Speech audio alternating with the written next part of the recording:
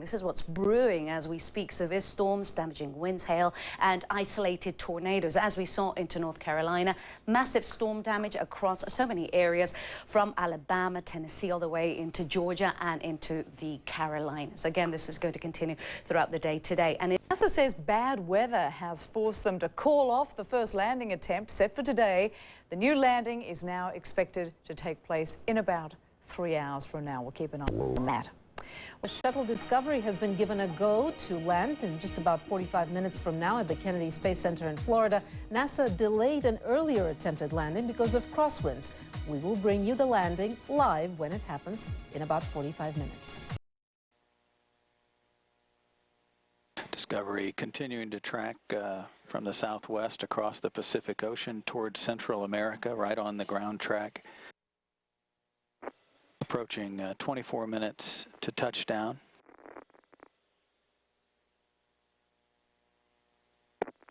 The first roll command has been initiated to continue to dissipate heat and energy built up on the vehicle.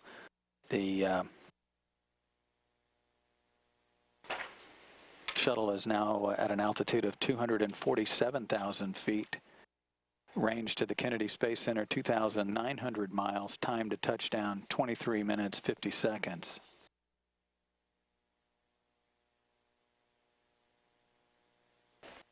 Discovery is now beginning to lose some of its speed, down to 16,200 feet per second.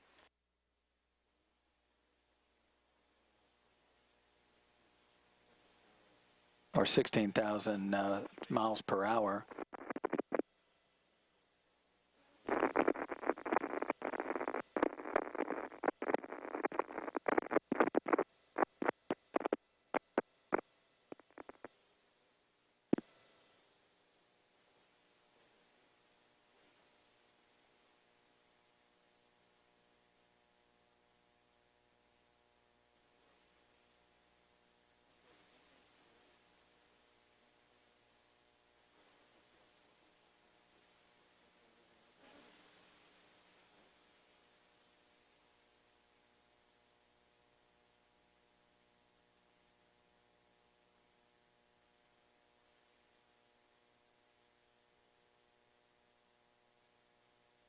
The periodic drops in communication and data are expected based on the orbiter's turn angles as it continues to dissipate all of the energy that was accumulated during the 8.5-minute climb to orbit 13 days ago.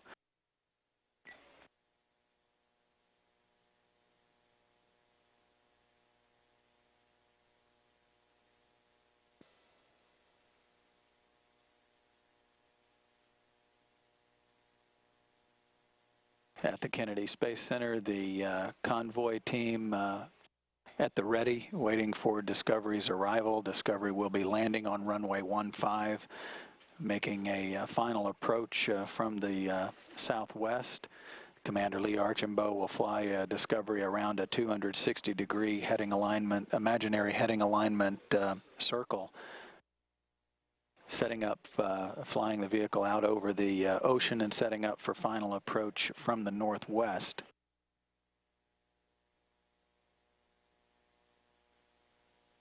Altitude is 238,000 feet, range to the Kennedy Space Center 2,200 miles. Discovery is traveling 15,300 miles per hour.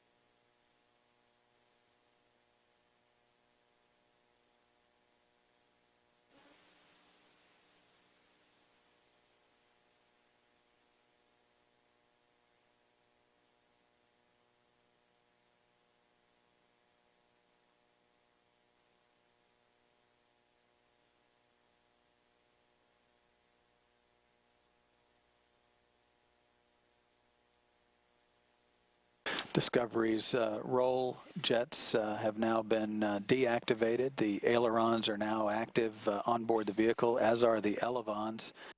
Enough aerodynamic pressure is sensed on the vehicle through the computers to systematically deactivate the thruster jets when they're no longer required, and enough atmospheric pressure allows the ailerons to take over that function.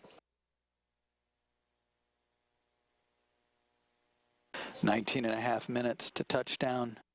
Range to the landing site 1,700 miles. Altitude 228,000 feet. Discovery is now traveling 14,400 miles per hour as it approaches Central America from the southwest.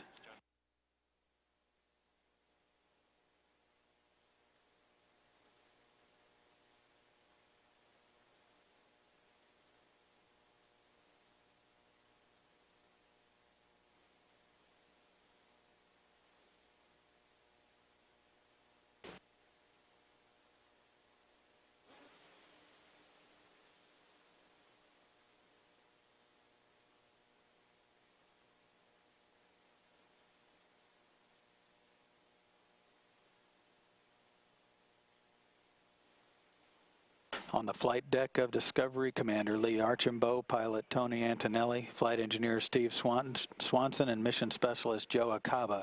Down on the middeck, Ricky Arnold and John Phillips, mission specialist, and also Sandy Magnus, a space shuttle mission specialist, transitioning from expedition crew member as she's returning home after 134 days in space.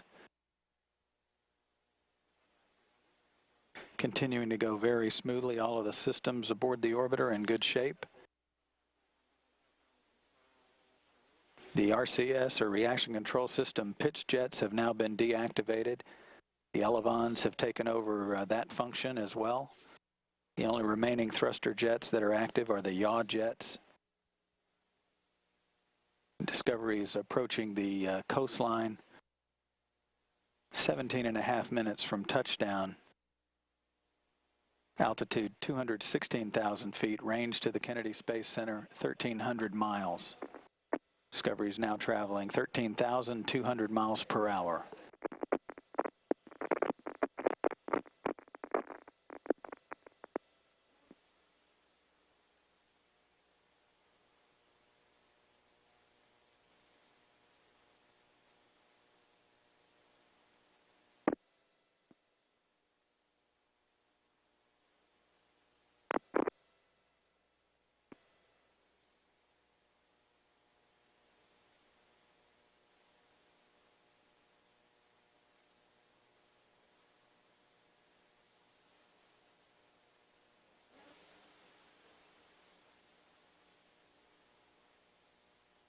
Discovery's computer now guiding it through the first roll reversal. This is a right to left reversal of the bank of the orbiter, continuing to bleed off energy.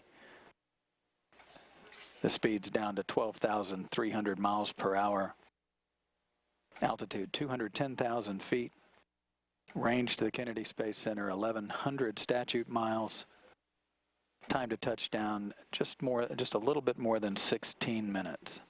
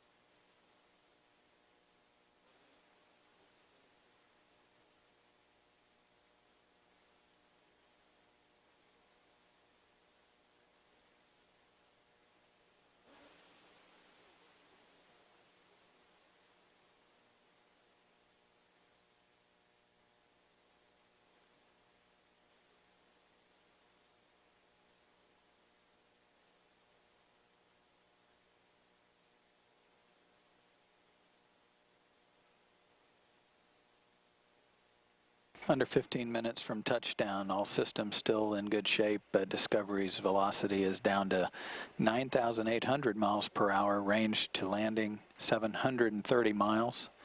Altitude is 185,000 feet.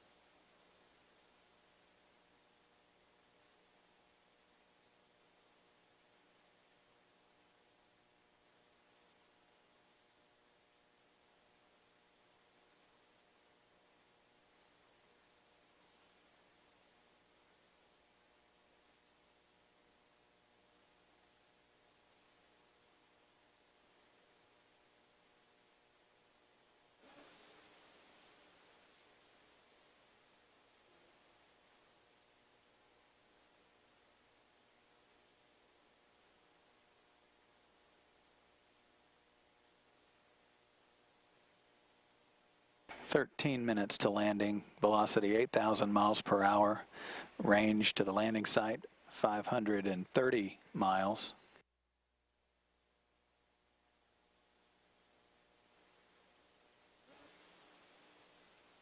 Discovery now making its way across the Gulf of Mexico, headed to a landing back at the Kennedy Space Center, the shuttle landing facility. This marks the 70th shuttle mission landing to return back to the launch site.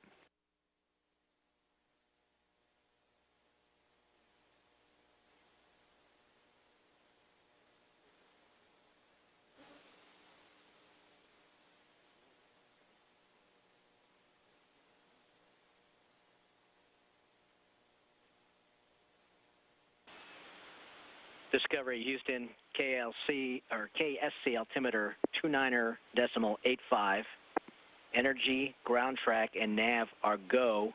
Touchdown 2,200 feet at 195 knots. Speed brakes will be at 12 and 10.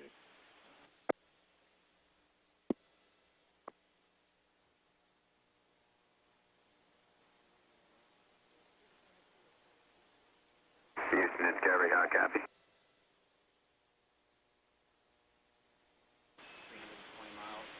Discovery Houston, we've got you loud and clear. Trying to read back 29.85. Energy, ground track, and nav are go. Heard 195 knots, but I didn't hear the range down the runway. That touchdown range is 2,200 feet, and your speed brake commands at 3,500 will be 12 and 10. 12 and 10, we copy. 11 minutes to touchdown. Communications now through the Merritt Island tracking station in Florida. Discovery, take TACANS, take GPS. TACANS and GPS.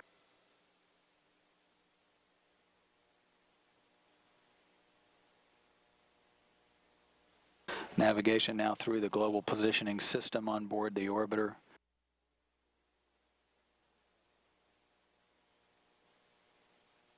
Altitude 145,000 feet. Discovery is descending at a rate of 165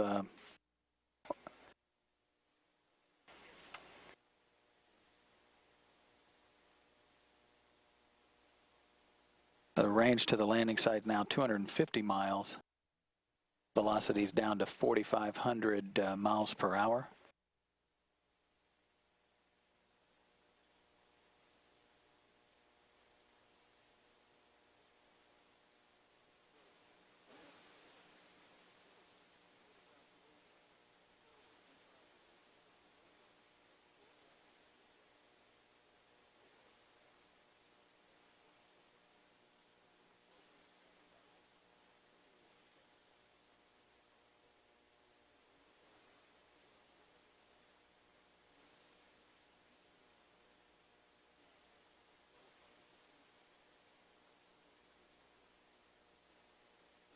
Under 10 minutes from arrival back at the launch site from which Discovery departed 13 days ago on its STS-119 mission. The 36th voyage into space for Discovery.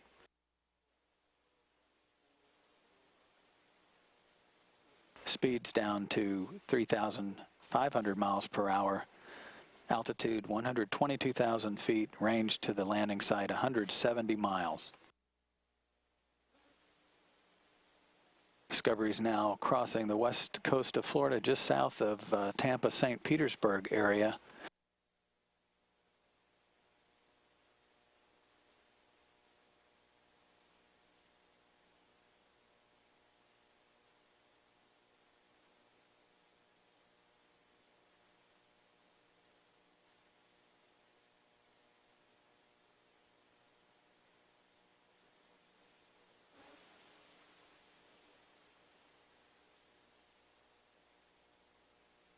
Both air data probes have now been deployed, being evaluated for their effectiveness.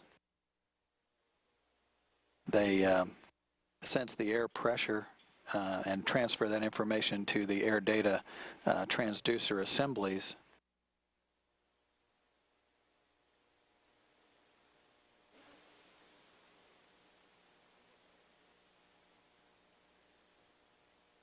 The air data is processed through the the general purpose computers on board to update the navigation state.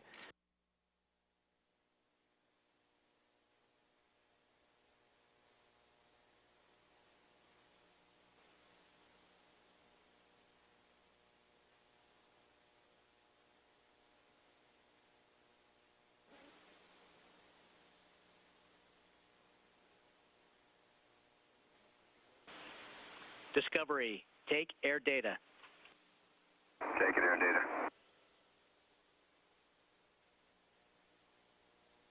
Discovery is 90 miles from home at an altitude of 90,000 feet, traveling 2,000 miles per hour. Time to touchdown is just under 7 minutes.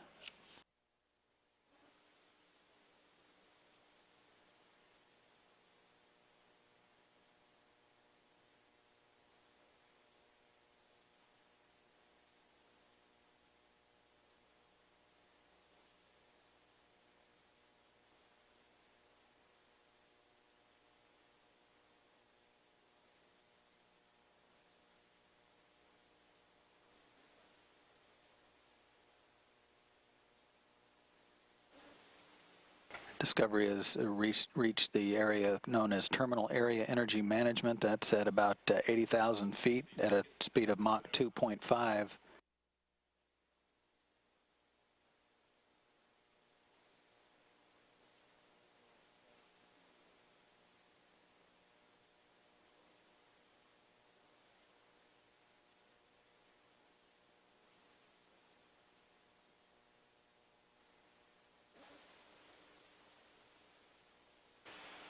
Discovery, Houston, you're on energy approaching the hack.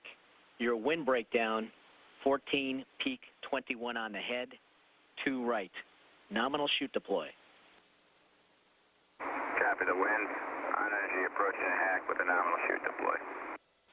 Good copy.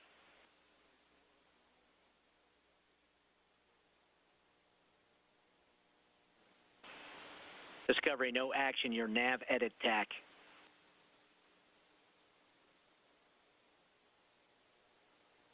Copy, no action.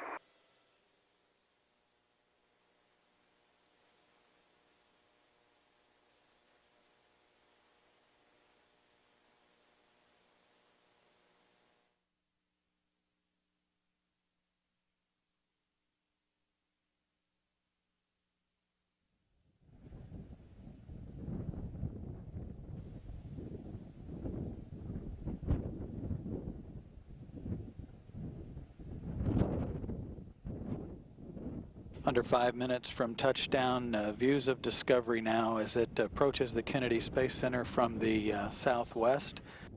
Altitude 55,000 feet, range to the landing site 68 miles. Or 32 miles. Altitude, again, down to almost 50,000 feet. The sink rate is about 260 feet per second.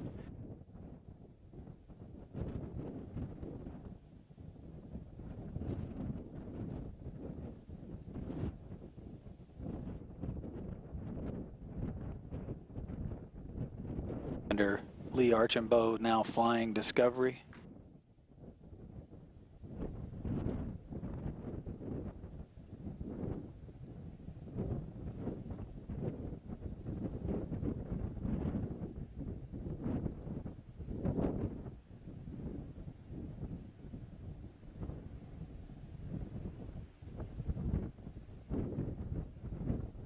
Approaching the imaginary heading alignment cone or cylinder as he begins a 260-degree turn.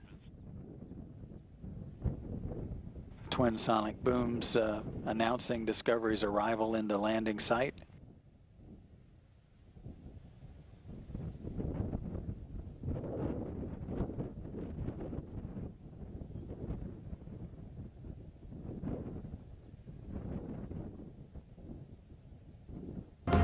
Hello, I'm Elisa Vasileva at the CNN Center. NASA Space Shuttle Discovery set to land in just a few minutes at the Kennedy Space Center in Florida. Any moment now, we're seeing those live pictures there. An earlier landing planned for today was scrubbed due to high winds, but the weather improved, and Discovery, which has been on a 13-day mission that included the installation of the last pair of solar wings to the International Space Station, is coming back home. 7 astronauts on board. Let's take a look now at the live pictures showing it gliding gracefully back to Earth. And pilot Tony Antonelli now handing the stick back to Commander Lee Archambault, who now has control of Discovery for the remainder of the flight. Discovery on at the 90. And as we're watching Discovery gliding back towards Earth, as I mentioned, the earlier delay had them circling the Earth. They were waiting for this opportunity, but after being cleared, the pilots fired the ship's braking rockets and began descending. After more than 8 million kilometers and 202 orbits in 13 days. NASA gave the crew a green light for this landing on Friday after they inspected the shuttle's heat shield for damage. It's a safety procedure that has always been done since 2003 when the Columbia disaster occurred. So it's always done to inspect that heat shield to make sure that there weren't any breaks into it. And also, as it re-entered the atmosphere, NASA was actually conducting a heat shield test during re-entry. They're testing a new type of tile, which has a slight bump beneath the Discovery's left wing. We can't see it from here, but that new tile is designed to disrupt the hypersonic airflow during re-entry. So engineers want to measure the amount of heat that particular tile will generate and make better tiles for successors to the shuttle spacecraft.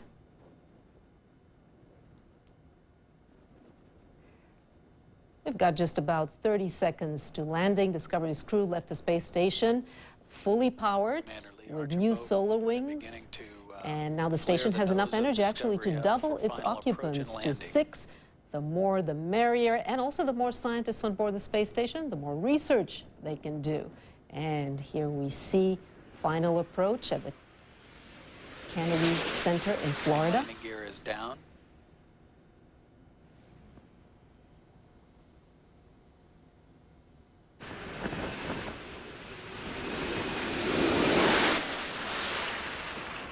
Main gear touchdown.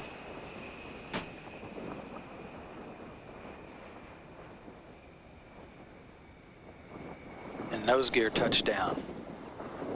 Space Shuttle Discovery is rolling out on runway 15 at the Kennedy Space Center, completing 202 orbits of the Earth, while traveling 5,304,000 miles.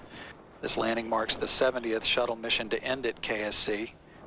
Discovery spent 8 days docked to the International Space Station, leaving behind the first Japanese long-duration crew member and also leaving it more power capability, setting the stage for an increase to 6-person crew in late May. Sandy Magnus, mission specialist, now aboard Discovery, home after 134 days in space, 129 of those aboard the International Space Station. Discovery is completing the 36th voyage of its life and the 125th Space Shuttle mission in the history of the program.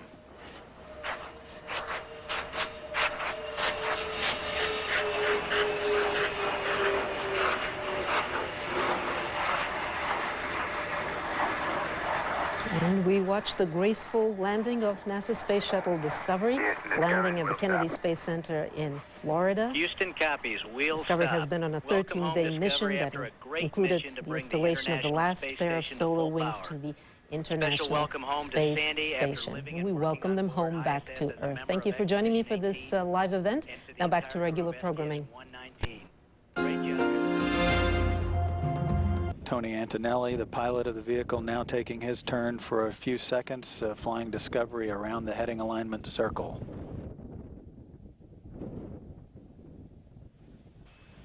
Discovery on at the 180. Discovery copies on at the 180.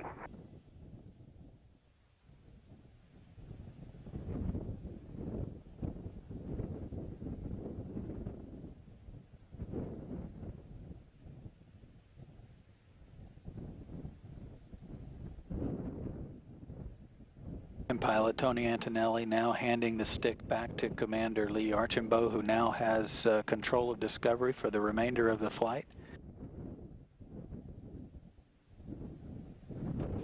Discovery on at the 90. At the 90. 19,000 feet in altitude, range 11 miles from the runway. Discovery's velocity is down to 400 miles per hour.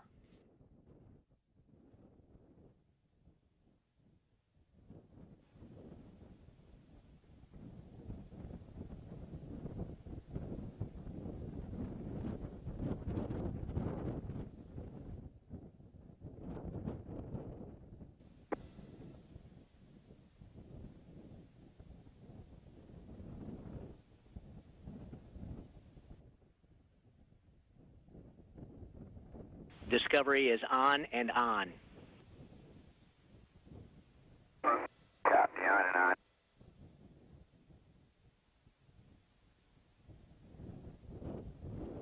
Runway's in sight. Discovery copy. Runway in sight.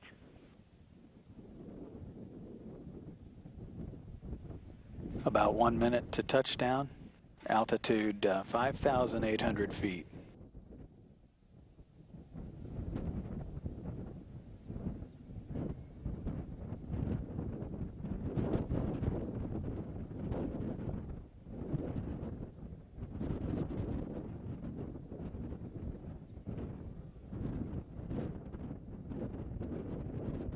Commander Lee Archambault beginning to flare the nose of Discovery up for final approach and landing.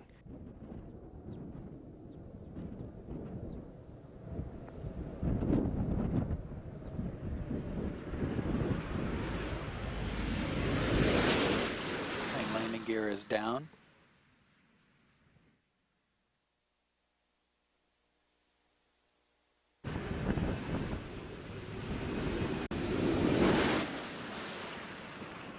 Main gear touchdown.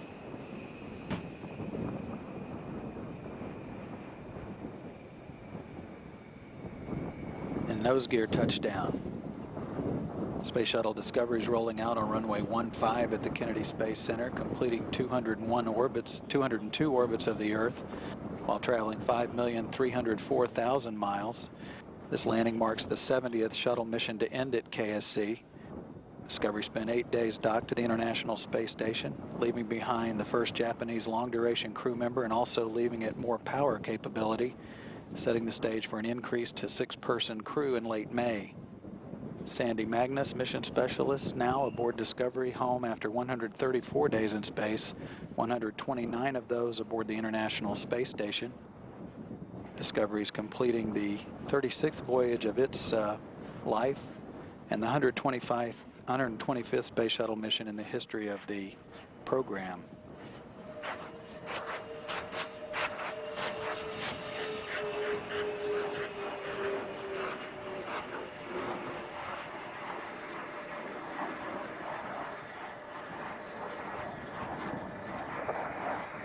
Discovery's wheel stop.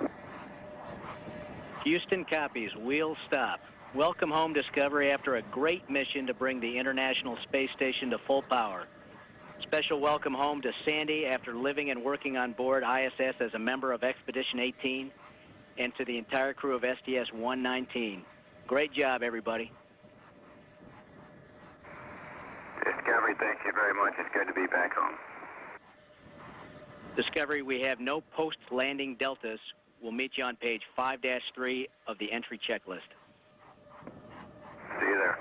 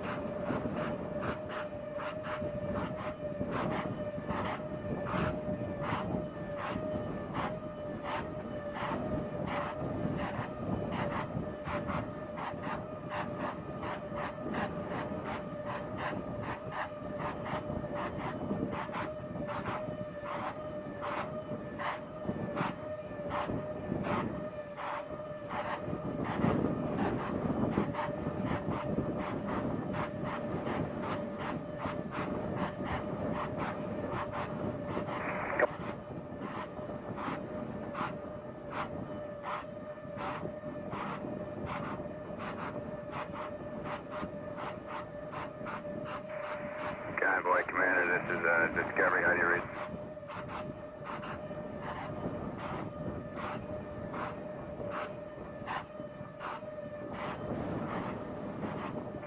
Thank you much. Good to be back.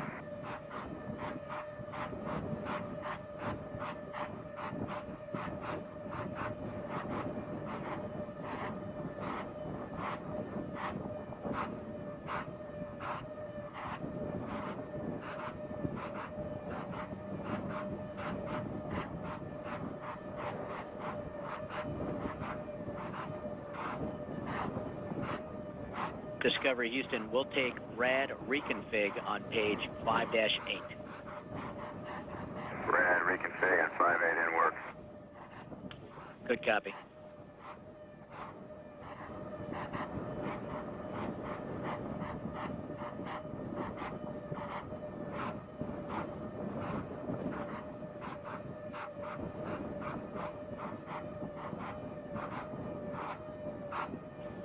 And Discovery, we will give you a go for the Ammonia Act. Copy. I'm going to give you the red out temp high at this time with the water pump loop 1 to on. We're with you, Discovery.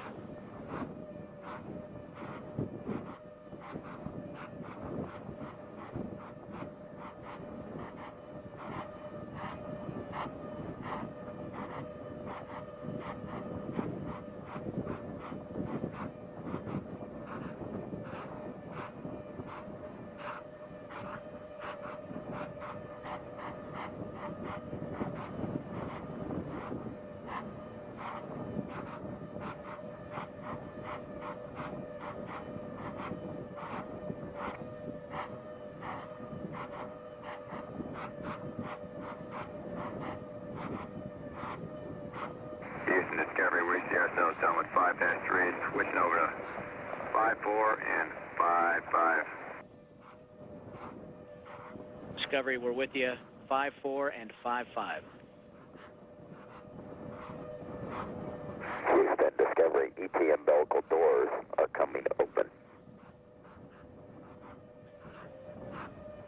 Houston copies, umbilical doors. We're watching.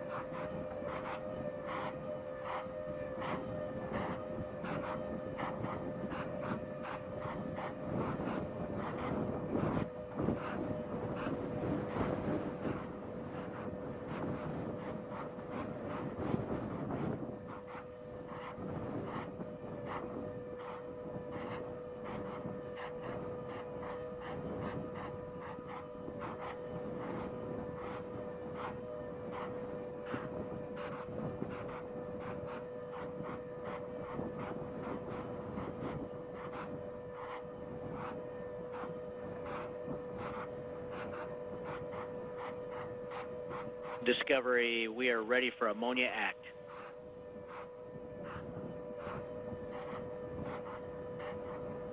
Ammonia action work. Good copy.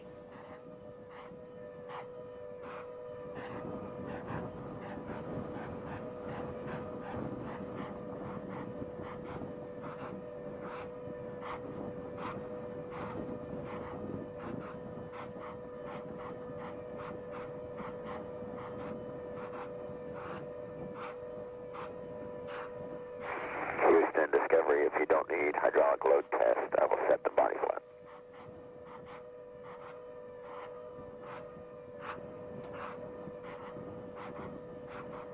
Discovery's crew stepping through post-landing procedures as the convoy team moves into position around the vehicle. Tony, we do not need the hydraulic load test today, and we're ready for the body flap. Okay, I copy, and setting the body flap is inward. We're with you.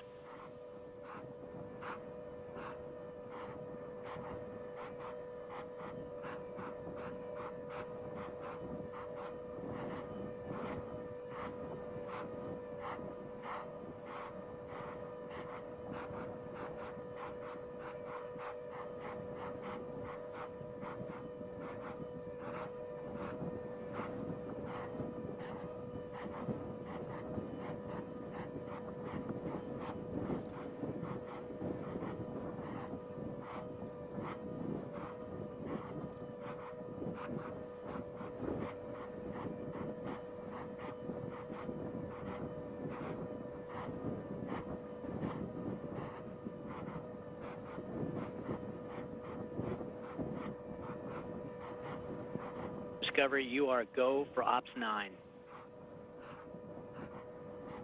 Go for Ops 9. Good copy.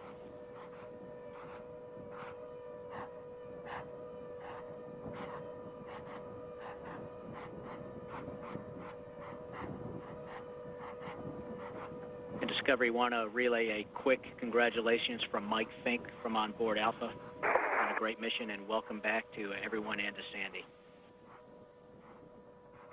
We appreciate that relay, Houston, and if you will relay right back at him, we appreciate all his great work as well. We'll send it.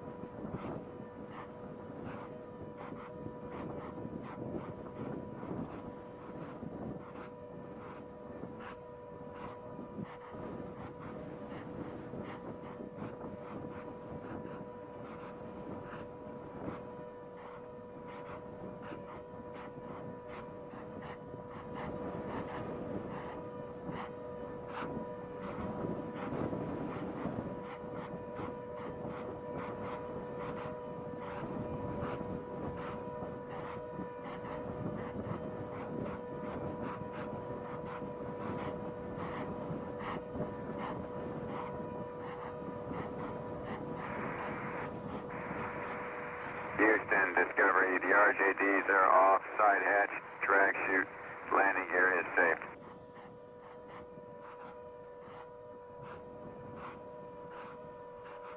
Discovery, Houston copies. RJDs, side hatch, drag chute, and landing gear safe.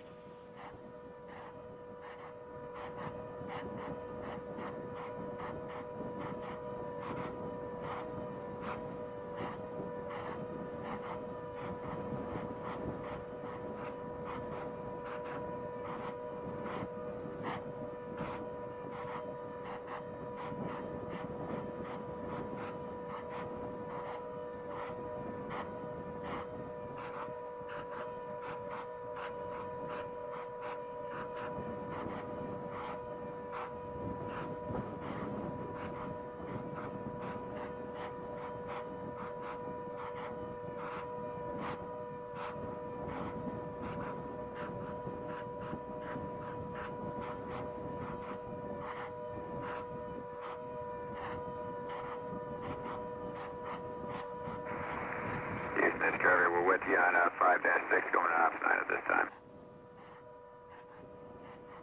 Discovery, we're ready for Ops 9.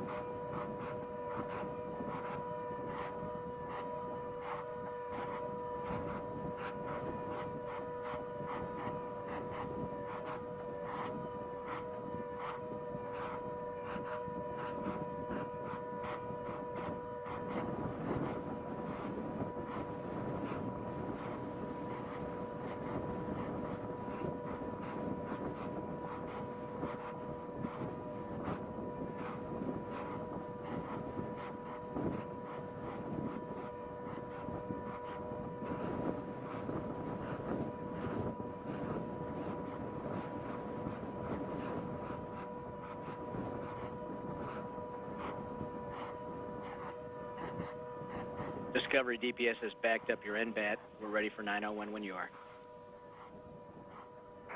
Inward.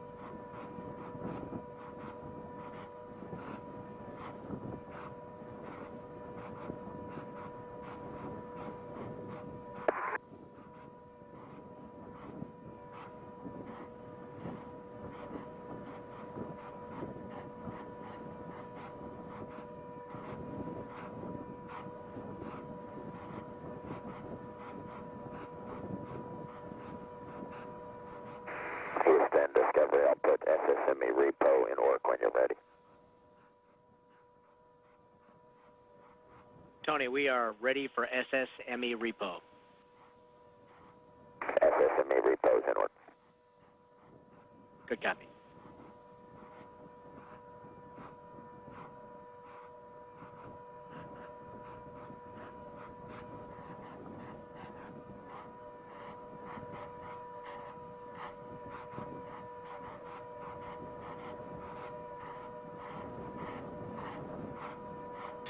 This is Mission Control Houston with the crew continuing to go through the post-landing procedures. The hydraulic systems are still up and running to support some of the hydraulic activity, including repositioning of the 3 shuttle main engines. That repositioning on the runway assists in turnaround and removal of those engines after the vehicle is repositioned back in the orbiter processing facility.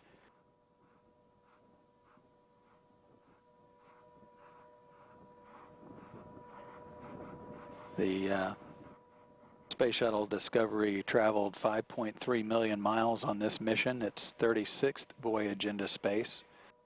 The times for Discovery's return home, a main gear touchdown was at 2:13 and 17 seconds Central Daylight Time.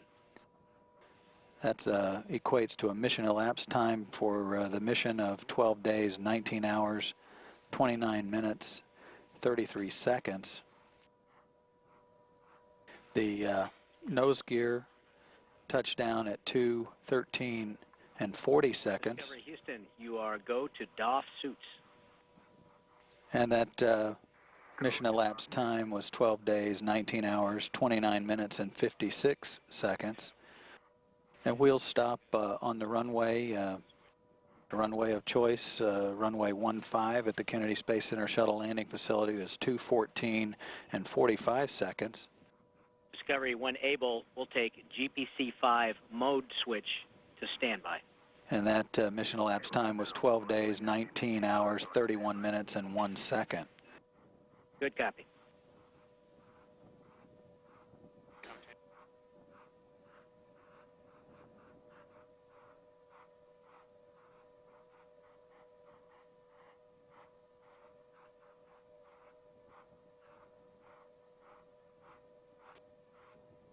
While the crew continues to work through post-landing procedures, they've been given a go to take off their suits if they so choose before the crew transport vehicle moves into position along the side hatch of the orbiter. Also, with the time now, we have an opportunity to show some of the various landing replays. So we'll be showing those throughout the post-landing activities of the crew on board.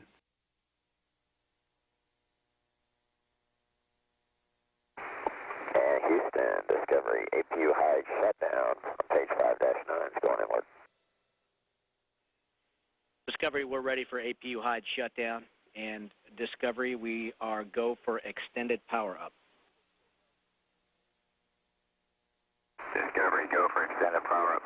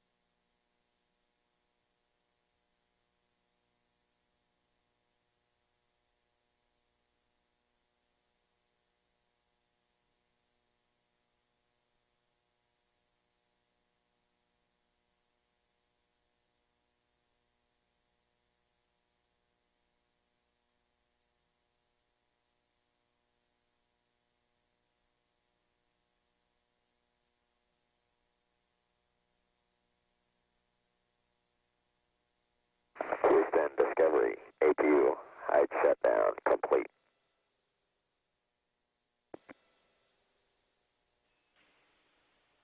Tony, we copy and concur. APU hide shutdown complete.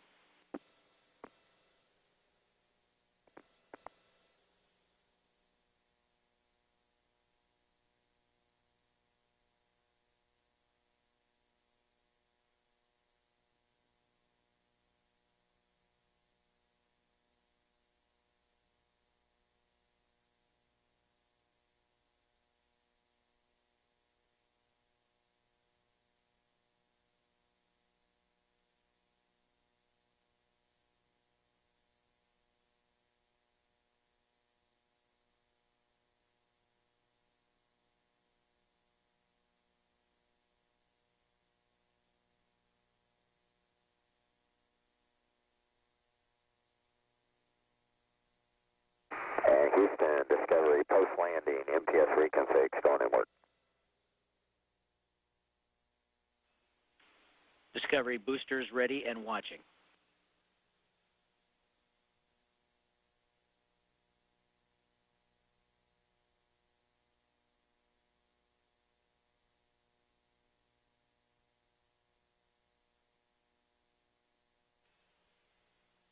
Discovery, Houston, you have a go for vent door purge positioning. Vent door purge positioning, with the go.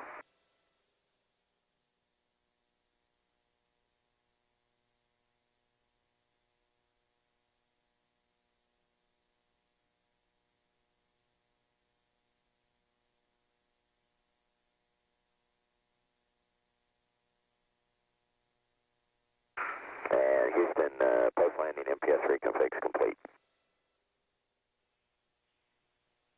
Discovery, we copy and concur. We show 5-9 complete. 511 in Simo. Okay, we copy 510, 511 in Simo. When you get there, there are no deltas to the RCS ohms valve test. Understand, no delta to the RCS ohms valve test. Good copy.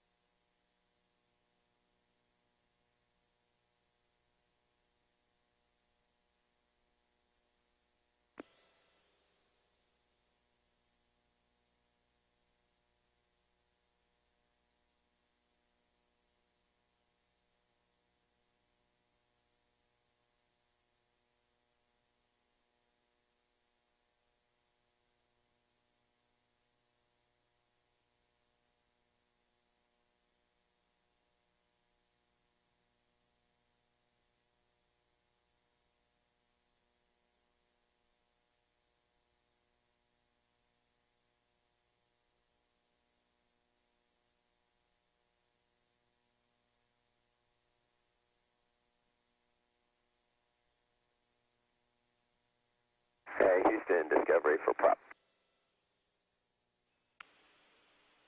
Prop is here. Tony, go ahead. Yeah, if you show us in a good config now, we'll pick up with the right ohms cross feeds to GPC and then proceed.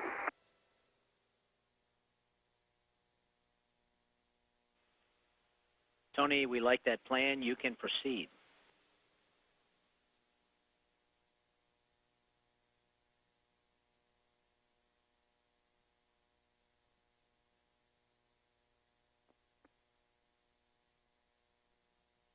Houston, Discovery for the extended power up. Go ahead for the extended power up. Yeah, well, Tony does the RCS ohms valve test. I'm flipping over to 5-14 if you're ready for that.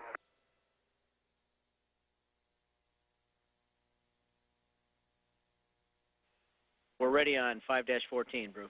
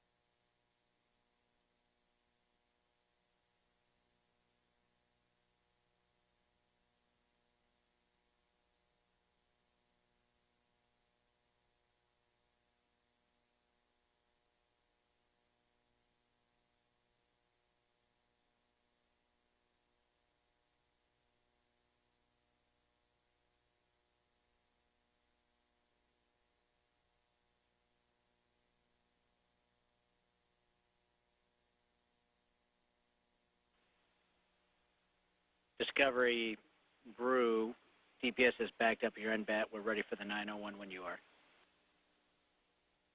Copy that. We're going to coordinate that with Tony switch throws. We copy.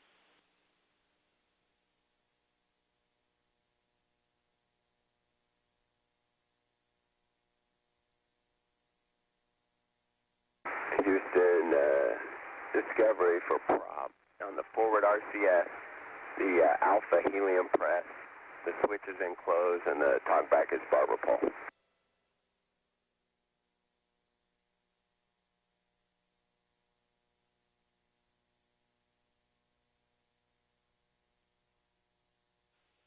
Tony, you can leave that switch where it is. We may come back to it later, and you can proceed. Okay, we copy, and what I understand is I'll leave the forward RCS Alpha where it is. I'll take the Bravo to GPC, and then I'll go on to the next line.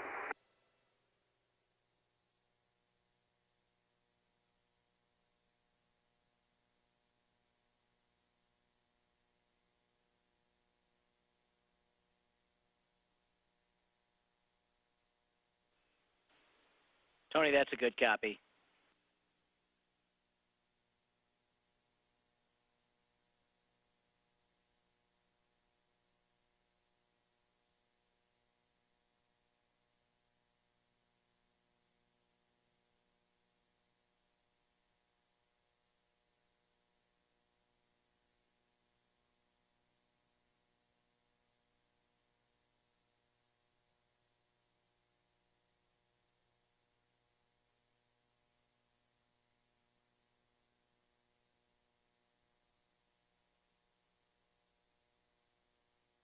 Houston, Discovery for prop. We were waiting for the DPS transition, and now on the forward RCS, both heliums are close.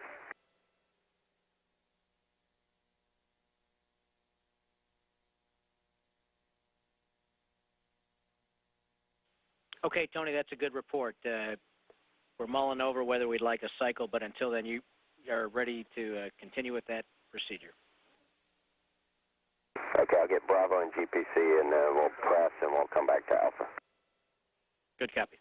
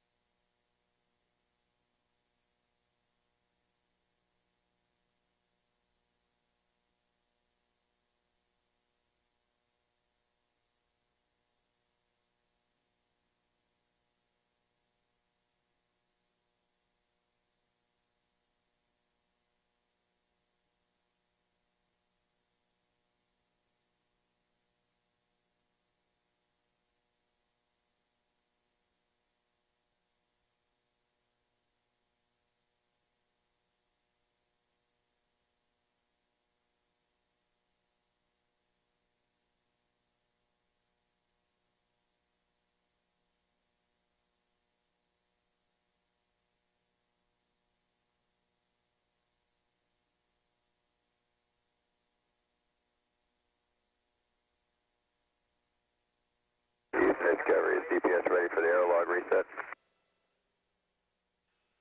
DPS is ready, Discovery.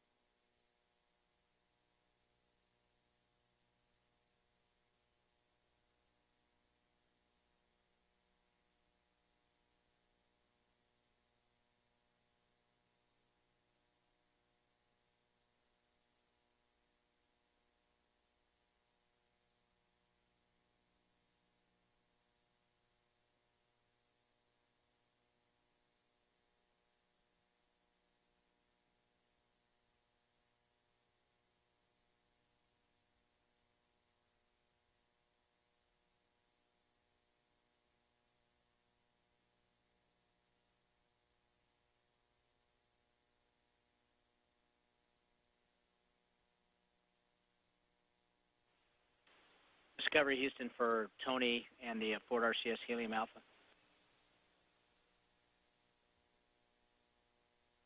Hey, go ahead, Zambo. Hi, Tony. I think you've probably been waiting for us.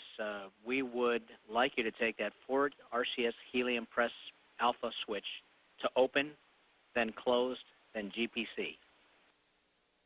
Okay, the Ford RCS Helium coming open, closed, and then GPC.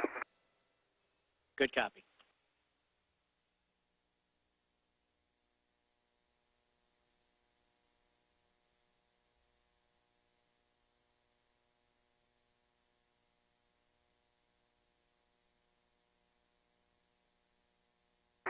And Houston, Discovery from Prop. The Alpha worked great that time. No problems with the talkback.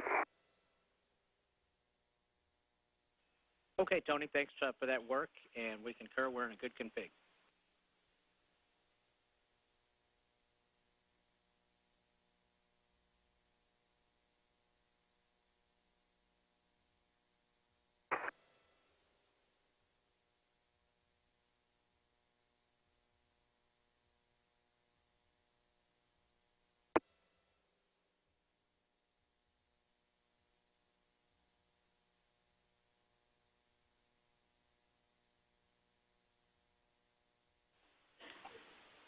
Discovery for Brew, when able, we'll take GPC mode 5 switch to run. GPC mode 5 to run. Good copy.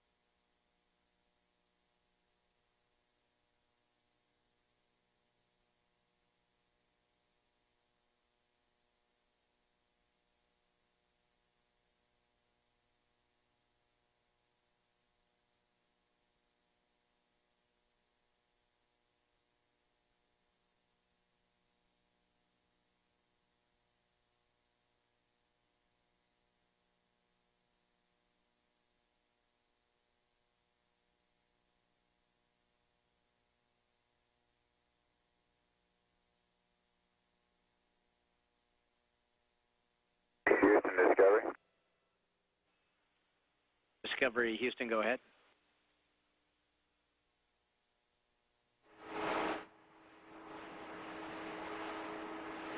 We are complete with 514 and 515. I'm turning the page to 516.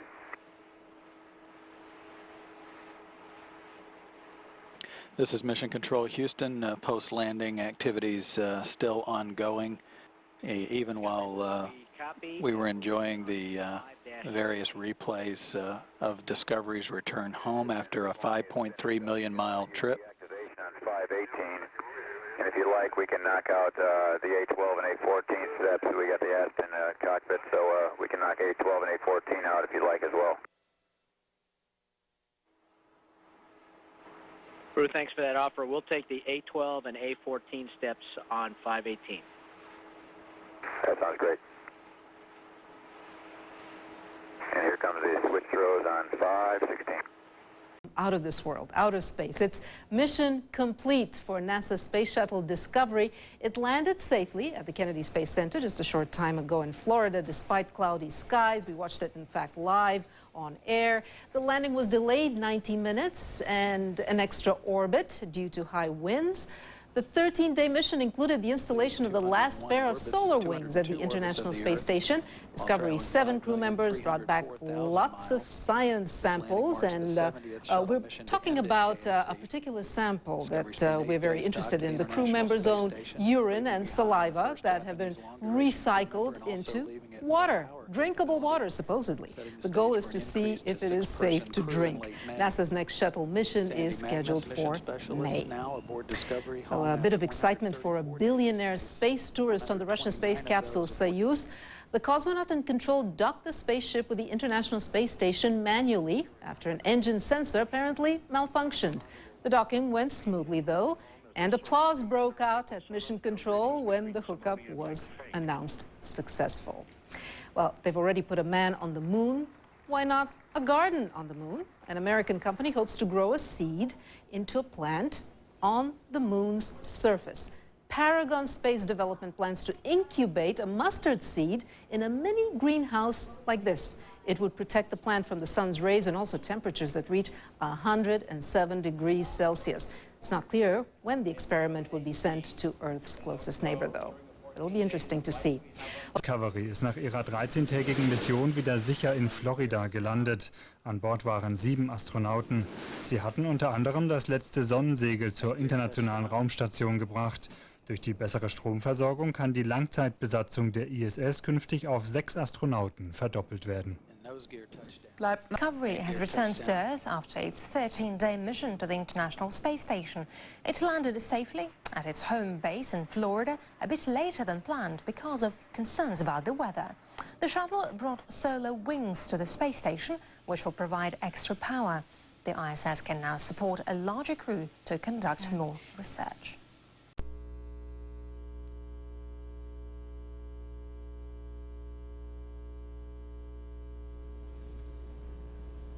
Thank you for joining us here at NASA's Kennedy Space Center for the post-landing news conference for Space Shuttle Discovery's STS-119 mission. We have 3 NASA managers here to recap Discovery's flight to the International Space Station. To my left is the Associate Administrator for Space Operations, Bill Gerstenmaier. Next we have the Deputy Manager for the Space Shuttle Program, Leroy Kane. And finally, Shuttle Launch Director, Mike Leinbach. Good afternoon. We'll start with opening remarks, and then we'll open it up to questions. Mr. Gerstenmaier? Thanks, Howard. This is really an amazing time and an amazing mission. If you think about today, we had a Soyuz docking this morning, followed by a shuttle landing, and that's just amazing. Also, we had 13 crew on orbit not too long ago, and that's also a pretty amazing feat when you think about it.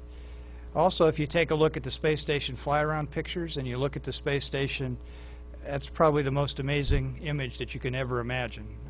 If you think about the accomplishment, the technical hardware from around the world is all operating together. There's a Japanese laboratory, a U.S. laboratory, a Russian laboratory, and a European laboratory, all functioning, operating, working together. Each country used their own design standards to build the hardware. We integrated it essentially on orbit in some cases, and it all is working together and functioning just super. So it's just amazing.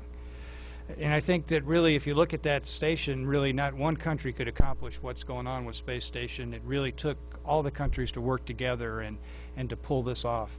And if you think about it in terms of even the political side, we worked across multiple administrations in the U.S., multiple presidents throughout the European countries, multiple presidents in Russia, but through all that hard work came together. So when you look at the space station, it looks like the pins we carry on our lapels. It's a pretty amazing feat.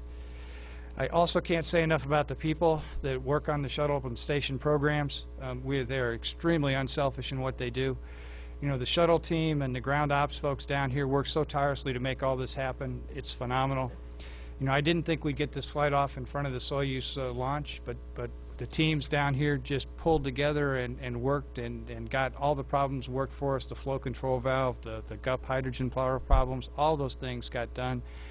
The teams in Houston put together a very good mission with all the EVAs. I'm extremely happy with the amount of EVA work that got done and the station and the way the shape that the space station is left in.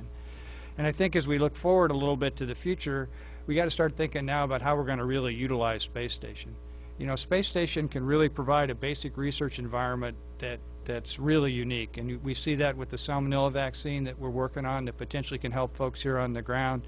We see some things also in bone loss that are potential. We flew some different bacteria on this flight, actually 4 different strains of bacteria.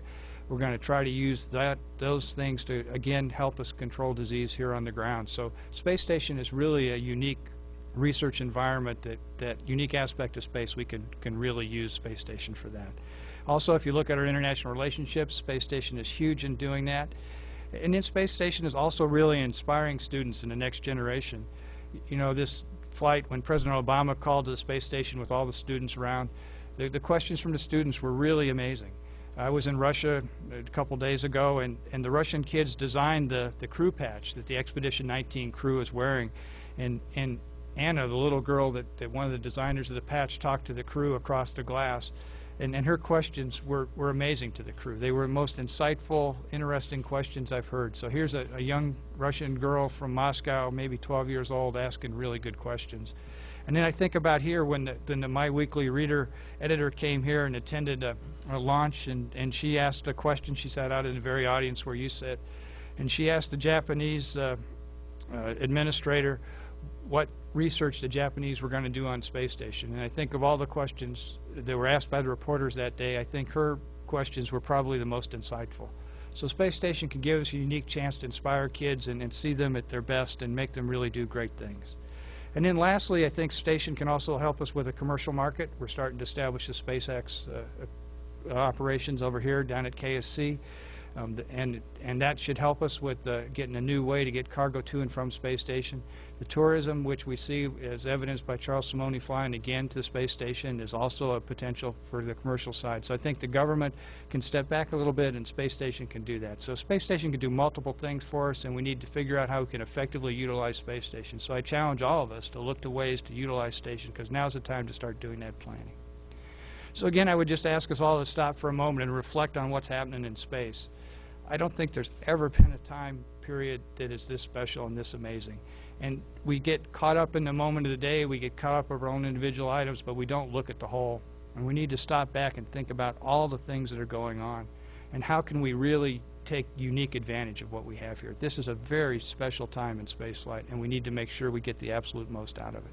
So look carefully at the images, look at the hardware.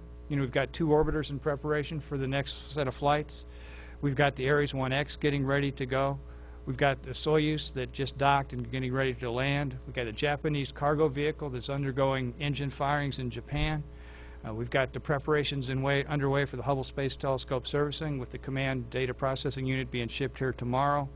And we've talked to the teams. We've decided to use 2 pads for the HST flight, and we'll do that. So these are amazing times. This was an amazing mission. Think about it, and I look forward to your questions. Leroy? Okay. Well, thanks, Bill. It is really, really good to be with you here this afternoon. The team yesterday, as we sat in our mission management team and we talked a little bit about how successful the dock mission had been, and of course the one main objective of our mission we had remaining was a safe, successful deorbit entry and landing for Discovery, and you saw that today. It was a beautiful landing, and I think about the only thing that beats a beautiful orbiter landing like this is the next launch. So we look forward to that as well. But overall, of course, the mission went extremely well. The teams on the ground did an outstanding job on the shuttle and the station side working together. These missions are extremely complicated. They're very complex missions to pull off. We've talked to you all about that in great detail before. I think we've left the station in a configuration that we're all very proud of. I think everybody in the programs can be very proud of. I think every individual can be proud of for their own part in that feat. We have a lot of work ahead of us, of course, with the remaining missions that we have to fly. This was, I think, the 36th mission for Discovery, and she's certainly flown her share. We've flown 28 missions to the space station now, and I think 125 space shuttle missions all in total. And so it's a great flying machine. It's an amazing team that makes these missions happen. And part of the reason why we can be as successful as we were on a mission like this such as an extremely complex mission to the space station, an assembly mission like we just flew, is when the hardware performs the way it does and when the teams on the ground are able to work together and to integrate and resolve problems. The Discovery just performed in just an amazing, flawless manner. That's a great tribute to the teams here on the ground in the launch vehicle processing, Mike's teams, who put these vehicles together with great care. Every single individual can be very proud of what we accomplished here in the completion of this outstanding mission today. So we couldn't be happier in terms of how this mission turned out for us. And I'm just very proud to be part of a team like this. There isn't anything that this team can't accomplish.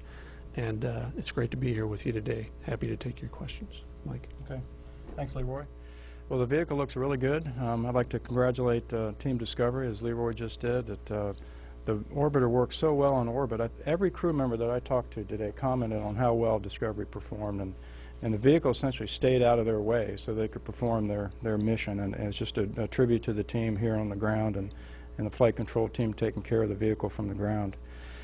So the vehicle performed great. It looks good on the runway. Very few dings to the tiles. It looked really, really good. It was a dead center touchdown and rollout. I talked to Brew Archambault, the commander, and he was just tickled pink about how the vehicle handled during landing. And now it starts the turnaround. We're going to have a 101-day flow of Discovery in the OPF. That'll start tonight. Meanwhile, in the other OPF bays, 104 is in the VAB action, excuse me. We're going to roll 104 out to Pad A on Tuesday morning, get ready for her launch to the Hubble Space Telescope May the 12th. And Endeavour is in the bay. We'll roll out and be mated to the external tank on April the 10th. And so we have two missions right on the heels of this one. Feels good to have this one down, and the team is getting ready to start the turnaround.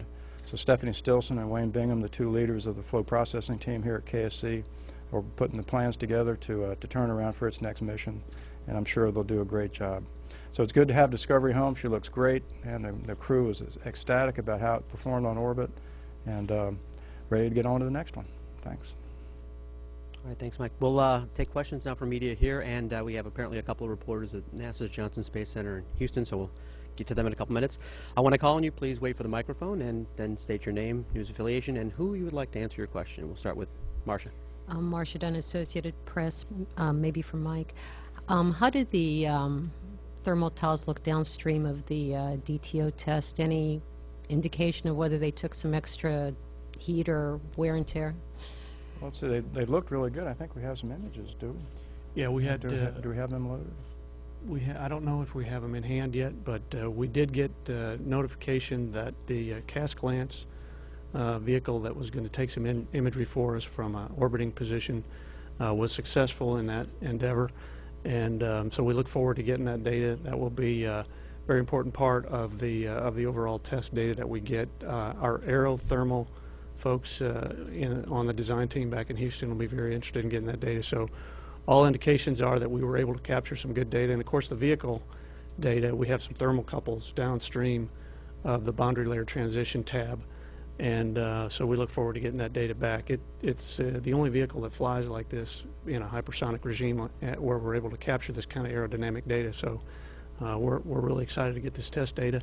And all indications externally on the vehicle certainly look like performance was really good. So nothing evident on the belly of the shuttle that you see. And did any of you talk to Sandra Magnus? How's she doing?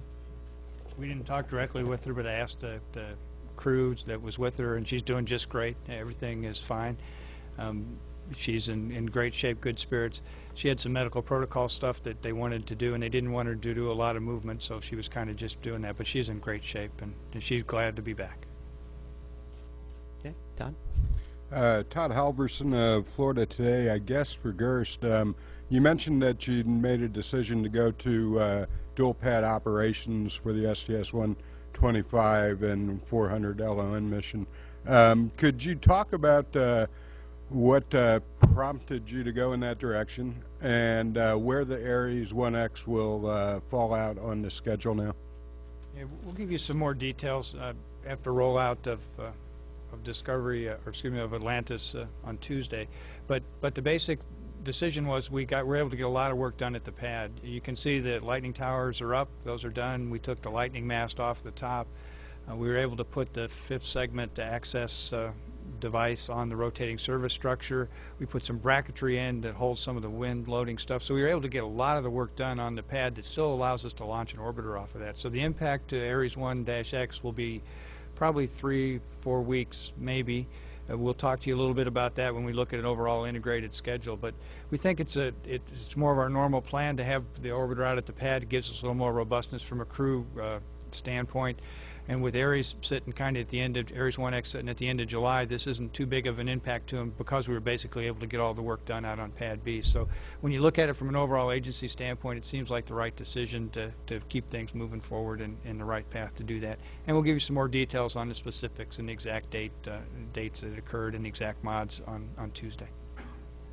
And for Mike Leimbach, could you say again when Endeavour will actually go out to Pad B? Yeah, the mate to the external tank is the 10th of April, and then out to Pad B on the 17th. Okay, run back, Maggie.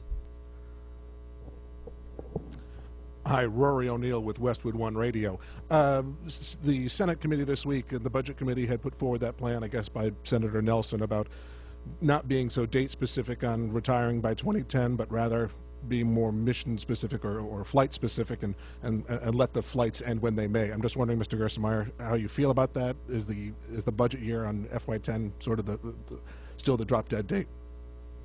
We'll kind of see what we get in the budget as it goes through the budget cycle. You know, this is kind of the first step, and the multiple folks have to approve the budget. So this is the first piece. Again, the way we've talked about it is we take each flight one at a time, and we'll just work through them in the right manner and see how things come out. So even though the schedule seems overall important, a lot of people make a big deal out of it. I mean, we're effectively treating it kind of the same way. We're going to do each mission, make sure that mission is really ready to go fly, and move on to the next mission at the right time. So we'll see how all that sorts out, but we're a long way from getting a clear reading on what all that means, but it's a first step that we see. And you just said a second ago that figuring out how to effectively use the space station, is that sort of how you should do it? In terms of, it seems like putting the cart before the horse, you know, build it and then figure out what to do with it. I mean, or is that the way you have to do it because of the changing nature of science and technology? When I said that, I think about extended space station operations. Right now we have a requirement to not preclude operations beyond 2015. So I think we have a very unique period here where we can look at flying the space station between 2015 and say 2020, 2025. So when I talk about utilizing station, that's what I'm thinking about, is that period that's much further out than where we are. The near-term stuff, we've got all that figured out. We've got the research racks going up, the science is there, all that's in place. We'll see those benefits come back. But the question to us now is there science beyond that we would like to use station for in the 2015 to 2020 time frame? And now is the time to start planning for that science and planning for that research, or we'll miss the opportunity. Okay, take another question here, and then we'll go to the Johnson Space Center. Hi, Eben Brown, Fox News Radio, for anyone who wants to take this.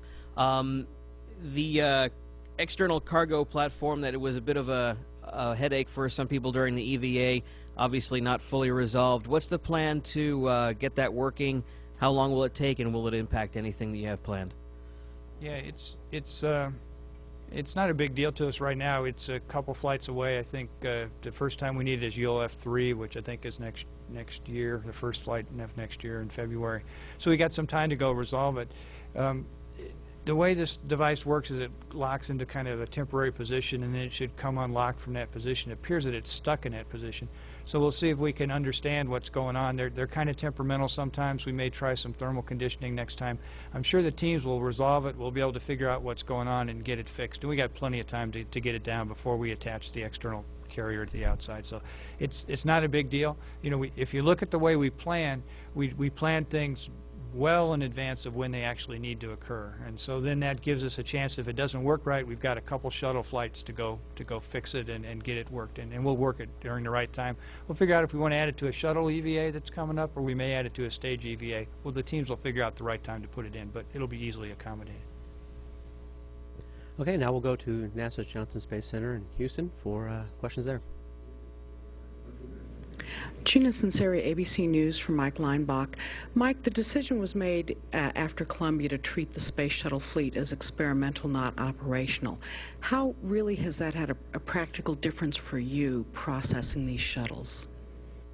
Well, Gina, I don't think it's affected the way we process the shuttles at all. We have turnaround requirements that we have to meet. We test each system after each flight, make sure it's ready to go for its next flight. And so attaching a word, experimental versus operational, to me that doesn't make any difference. We have our requirements to meet, and when they're all met, we'll go fly again. So I don't put a lot of stock in a word like that. It's really, these vehicles have to be ready to fly, and when they are, we go fly, and that's the approach we always take.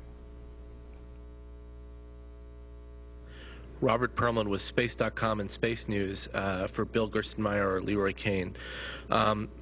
Yesterday we heard John Phillips talk from space about the importance of the alpha magnetic spectrometer and its flight to the ISS and how the power that this crew delivered would be important to its flight.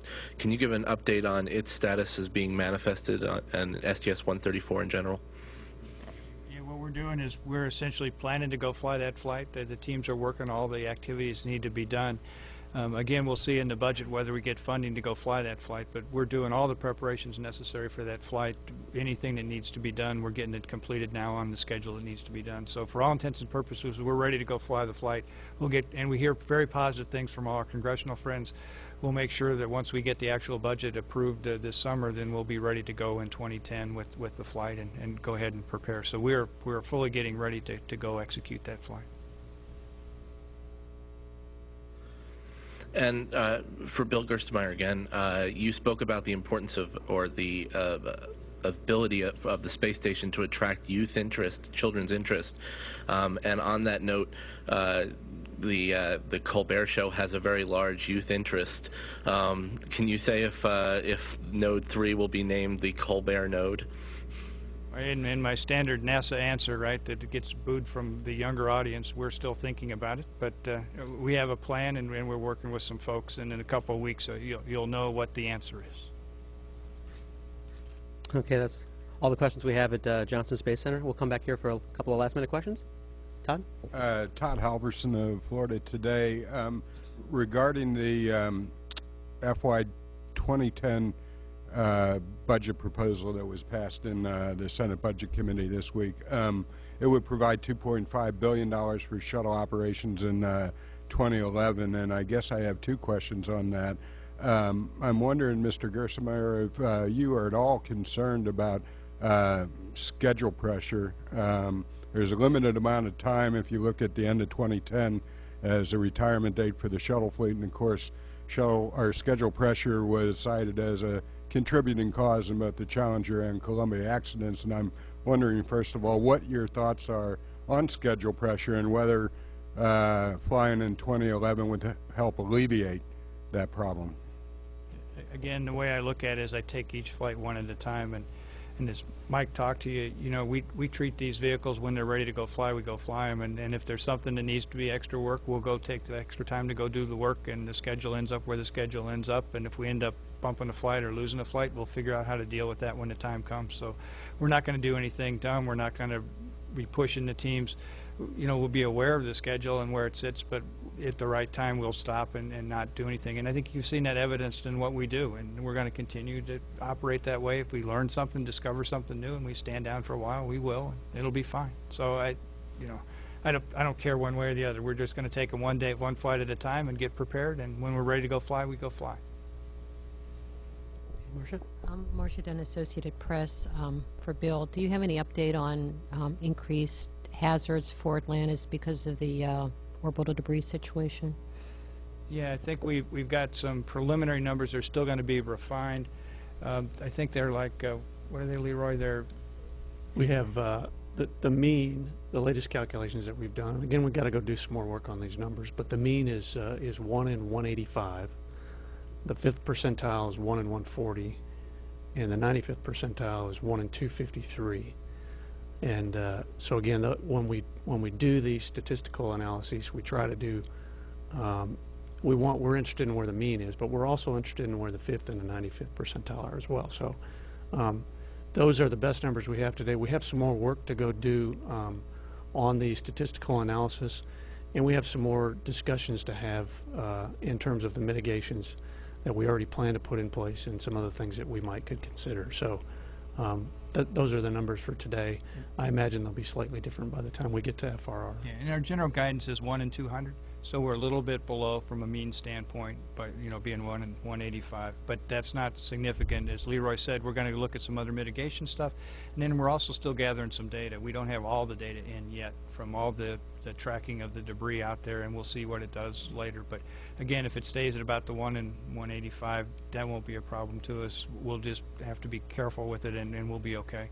So we'll continue to work it and refine it, but that's where we sit today with the data we've got.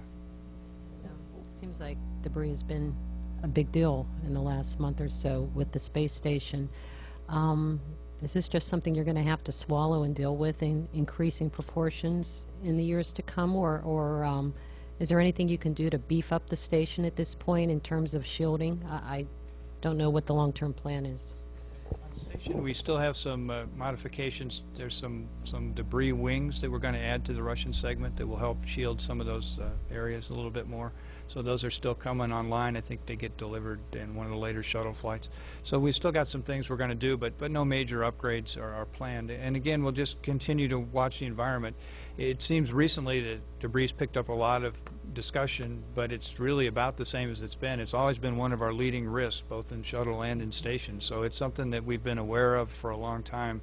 It just seems that we've been at least having a lot of things that have been in our orbit that have forced us to maneuver or talk about maneuver. And so I think we're going through a period of a lot of discussion that's a little more than normal, but it's not out of family with where we were before with debris. Does you have any other questions before we give that last one to Todd? And not seeing takers?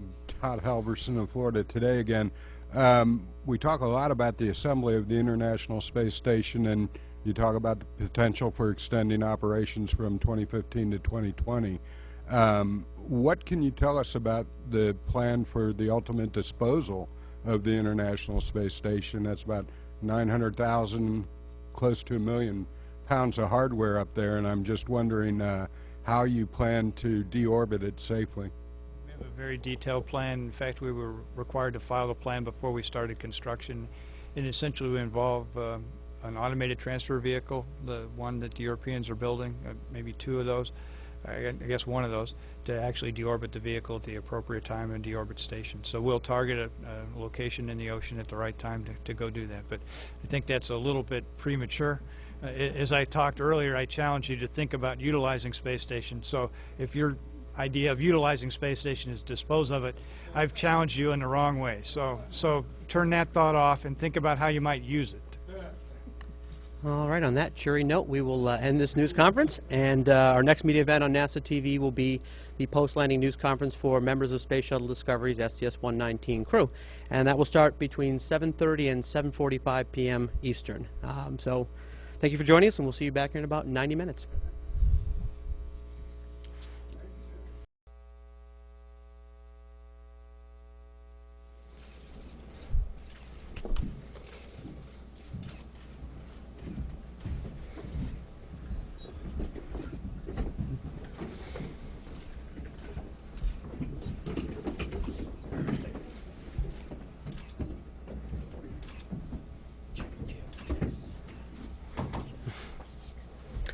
Okay, thank you for joining us here at NASA's Kennedy Space Center for the post-landing news conference for Space Shuttle Discovery's STS-119 mission.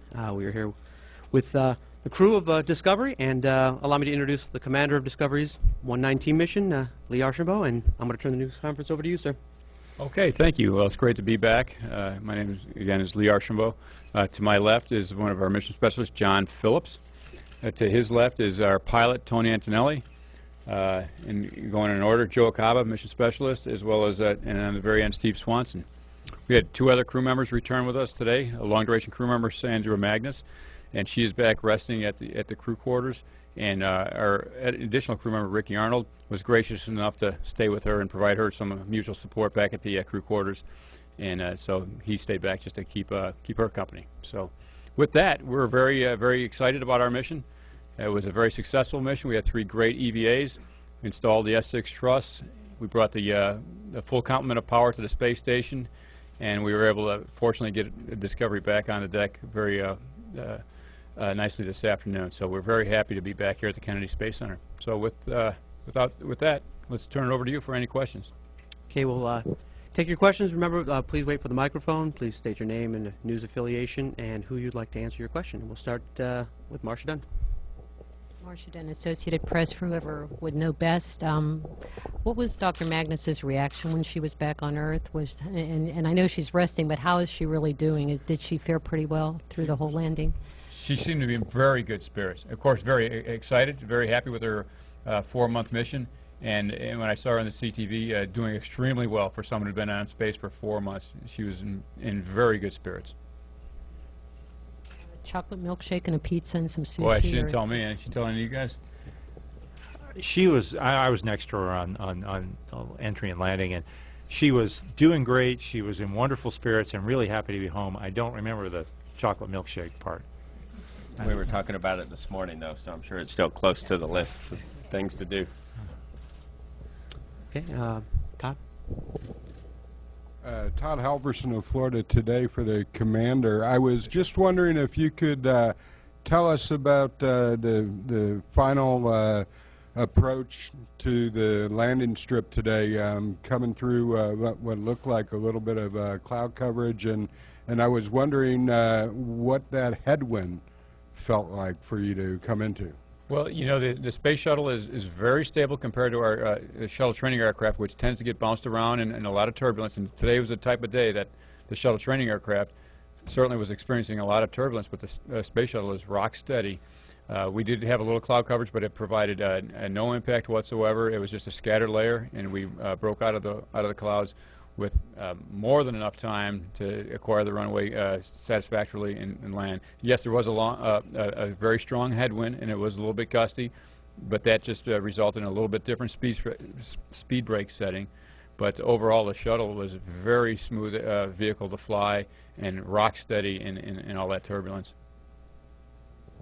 And just to follow for Tony, I'm wondering if you got the stick on the way around the hack and what you thought about the handling characteristics of the vehicle, if you did.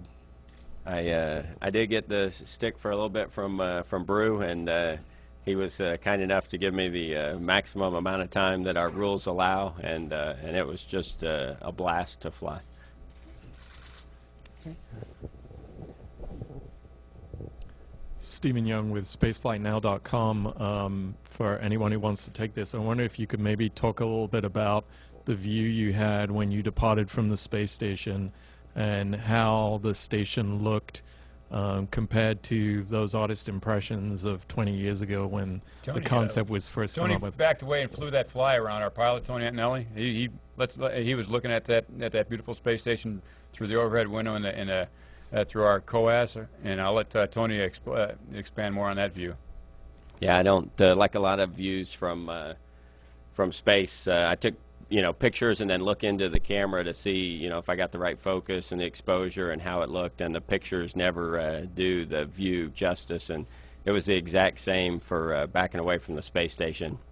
It was just an amazing view. And poor Swanee and Ricky had to look at it through the lens of a camera because their jobs were to take pictures. But luckily, I just had to look out the window and take it all in. It was just fabulous. Because I don't know if the EVA, two of our EVA crew members down here at the end of the table, Steve Swanson and Joe Acaba, they did a lot of work on that truss out there, and this is, of course, balancing out the symmetry of the space station, but more importantly, bringing up that power. It'd be nice to hear how they felt about that view, because that was really their handiwork, in addition to John over here, who robotically installed the truss. So I'd love to hear the comments from everybody on this one, because this is really a sight to see. Well, for me, it was job satisfaction. I mean, we worked a long time for training for this mission, and all the people on the ground also worked a long time processing and getting that hardware ready. And it was just wonderful to actually see it up there in place and working. That just made me feel really nice and proud that I was part of it. Yes, I'd like to add, I was inside doing the IV job while these guys were outside working, and it was kind of surreal to look out the window and you see your two buddies out there that you've been training with for a long time, and to see them out there turning bolts and getting the truss attached. So it was a special moment. During the undock and fly around, I actually had not a particularly good view. I was looking through the laser rangefinder, which is like a police speed gun, more or less. But we had some wonderful views in the last couple days we were on orbit, for example, from the Japanese laboratory, of our handiwork. Or actually, the Japanese laboratory is the other side, excuse me. But from certain other modules in the Russian segment, we were able to see, and from the shuttle flight deck. And it was really awesome. I mean, first off, they're spectacular looking arrays. They're blue on one side and gold on the other. And you see them in bright sun, and most of the station's white, and then you see the blue and the gold, and it's just extremely bright. And it's kind of makes you humble to realize you're part of such a big operation that cost a lot of money and involved a lot of people in a lot of countries. Yeah, thanks. We enjoy answering that question, as you can tell, so thanks for asking it. Okay. Hi, Evan Brown, Fox News Radio. Question of a similar vein. I believe someone had their first time up in space this time around, right? A couple of us. What's different about your view on life in the world now that you've left the world for a bit? You're the eloquent one. Go ahead. We're in trouble if I'm the eloquent one. I was actually, Joe and I were just talking about this when we got back. This whole living in 1G thing is for the birds. The 0G, I think, is the way to go. It's a blast. It's really the way to go. That wasn't very eloquent, but eloquent. Yes. Very wasn't eloquent, but we'll let Joe. It's you know, of course, we're real busy on the mission, but as you're getting ready to come home and we're on the shuttle and we got undocked, you have a lot more time to look out the window and really take in the Earth. And so we had some moments we can get in the on the flight deck there and look out the window, turn the lights down, and just really enjoy the view. And it's just incredible, whether it be the sun coming up, the sun setting, looking at cities at night, watching the lightning flash. It was just it's an awesome view, and definitely you'll look at things different now that we're back on the ground. Okay. If I could, one other question. We've noticed a lot in this mission some problems with space junk, debris. At one point we had to move the station shuttle stack, or not we, you guys, had to move the station shuttle stack out of the way. Any concerns, fears? Was this expected, unexpected? What goes through your head when you notice you have to do something like that? No concerns. Was it expected? No, I wasn't. I wasn't told about it, but we do. But we track a lot of stuff in space, and really to avoid something, some space debris, is really, from our perspective, a non-event. It takes so little to change our trajectory by just a slight amount that it's a non-event. It has zero impact on our mission, and really is of no concern to anyone on the crew. My name is Makoto Mitsui from Japanese newspaper Yomiuri Shimbun. This question goes to Mr. Phillips. I was told that Koichi Wakata has an excellent skill of robotic arms. In your opinion, what is the specific point that you feel he has a good skill? I would say it's something that's important in everything we do, and it's called situational awareness. It means he can look at a lot of information, a lot of details, a lot of facts, and understand what it all means and make the decision about what to do next. And he can do it quickly and accurately. And during this flight, he flew the shuttle robot arm, he flew the space station robot arm, he flew the new robot that's called Dexter up there, and I believe he will fly the Japanese robot arm on this mission. So he'll be a 4 robot arm guy, and he has a reputation in our business as one of the best there is at that skill. Okay, I think we're getting close to wrapping up. We'll go back to the other side of the room if we could. Sorry. The front row. Hi, this question is for Joe Acaba. I'm Alcia Acevedo with El Sentinel in Orlando, and I wanted to talk to you about the Educator Astronaut Program. What do you think the impact of the program is, and how do you see it developed in the future? Well, I think it's been pretty easy to see what the impact is when you go out and you talk to teachers. Even when I landed today, speaking to people right around the orbiter, just saying how many students were excited to see a teacher going up in space. And if that's all we do, that's a great thing to get kids excited about what we're doing here at NASA, have them study the math and the sciences. But I think also for the teaching profession, I think it says a lot for what teachers do every day, and teachers are just as capable as any other profession. So I hope that Ricky and I have represented the teaching profession responsibly, and hopefully we did our part for that.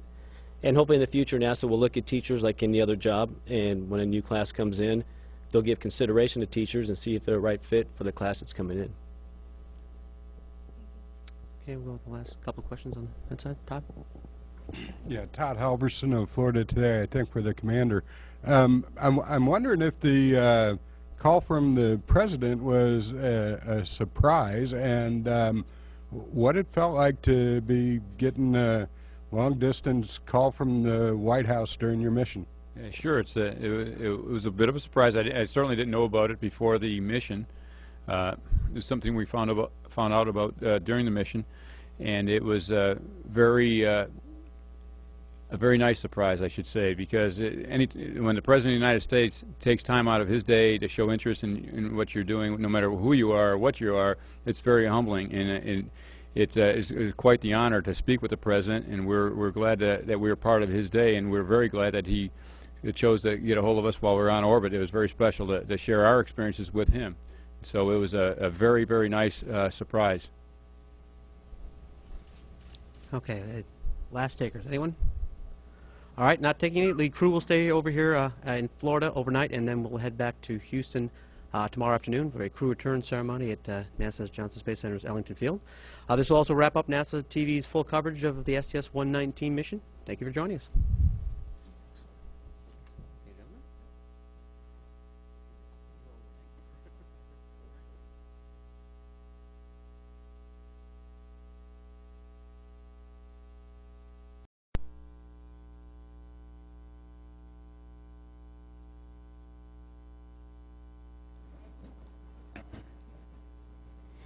Good afternoon. I'm Alan Ladwig, Senior Advisor to the Administrator. I'll be your host this afternoon. Welcome and thank you for joining us here on Space Day, National Space Day across the country. And we're here to celebrate and recognize 6 members of the crew of mission STS-119, the 126th flight of the Space Shuttle system and the 28th flight of the shuttle to the International Space Station. Since the World Health Organization has increased its alert level regarding swine flu, I salute all of you brave souls who have ventured into the auditorium to sit next to your fellow workers. Please, for goodness sakes, if you have to cough or sneeze, cover your mouth. The STS-119 mission was launched aboard the Discovery Space Shuttle on March 15th. I was not there, but have been told by dozens of people that the sunset blast-off was one of the most beautiful launches ever. They returned 13 days later on March 28th, having successfully accomplished all of their mission objectives. Among the highlights of their excellent adventure was the docking with the space station, where they conducted 3 spacewalks over a period of 19 hours and installed the final 3 set of solar arrays. The installation of the arrays completes the complement of electricity generating solar panels that will now enable the crew of 6 to live and work in the station, and doubles the amount of power available for scientific experiments and technology demonstrations. On their return trip, the crew also is credited with taking one of the most amazing photos of the space station I've ever seen. It displays the ISS in its full solar arrayed splendor set against the edge of Earth. There are many cynics in the aerospace community these days that like to whine about the space shuttle and the space station and contend that they are boring and pointless because they spend all their time orbiting and circling the globe. I beg to differ. The International Space Station has proven to be a phenomenal technological success and the largest demonstration of international cooperation of a technical undertaking in history. Wouldn't it be nice if we could replicate the kinds of collaboration on Earth, as well as the astronauts, cosmonauts, and other nation knots get along working side by side in space? The station is almost complete, and thanks to their work and the work of previous crews that have gone before. We will very soon turn the corner on station assembly and begin to exploit the capabilities of this full-service laboratory. During this last mission, the crew told President Obama that they were turning the crank on the latest in a series of vaccine development experiments for bacterial pathogens being pursued by a private firm in collaboration with NASA. According to the Center of Disease Control, just one of those pathogens is responsible for almost 20,000 deaths annually. So a successful vaccine development would create a significant public benefit. A vaccine for salmonella has already been developed as a result of research activities on the station, and the private firm is now working with the Food and Drug Administration to get it classified as an investigational new drug. So stay tuned. I believe the station will prove to be an incredible national laboratory, and its benefits are just beginning. It's now my pleasure to introduce the crew of STS-119. I'm not going to slog through their personal resumes, but would encourage you to consult the NASA website for the STS-119 information, to review their bios, video interviews, imagery from their mission, and their fascinating stories. Let me just say, this is an extraordinary team. The crew members who are here with us today represent the Air Force and Navy, educators, pilots, scientists. They've got degrees in disciplines such as aeronautics, astronautics, geology, and physics. Some have conducted science experiments on other science missions. One of them worked for the Peace Corps. Another spent time underwater in a research lab. And best of all, they're all around nice guys. While in D.C., they've met with members of Congress. They're going to have visited wounded veterans, dropped by the Peace Corps, inspired groups of students, and this afternoon we'll go to the White House to have a chance to continue the discussion when President Obama reached out and touched their mission. Tomorrow they'll spend the whole day at the National Air and Space Museum to continue the celebration of Space Day and to share their adventures with the public. If you check them out on the web, I think you'll find their personal stories of great interest and their career accomplishments and work on the station to be remarkable. So please join me in giving a rousing NASA welcome to 6 true American heroes and role models for the nation. Commander Lee Archambault is going to introduce his crew.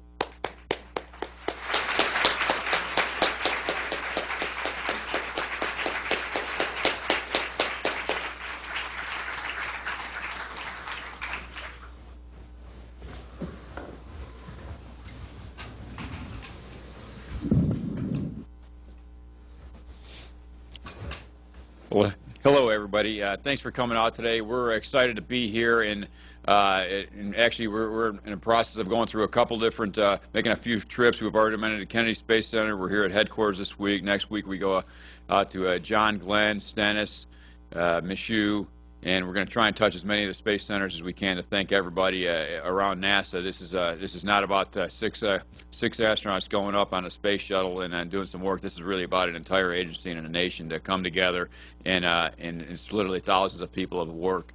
Thousands of people's work goes into each one of these missions to make them successful. So we want to thank all of you for being part of our mission, and we're excited to share this mission with you today. We have a short 25-minute video that we're all going to take some turns narrating through a few parts of it.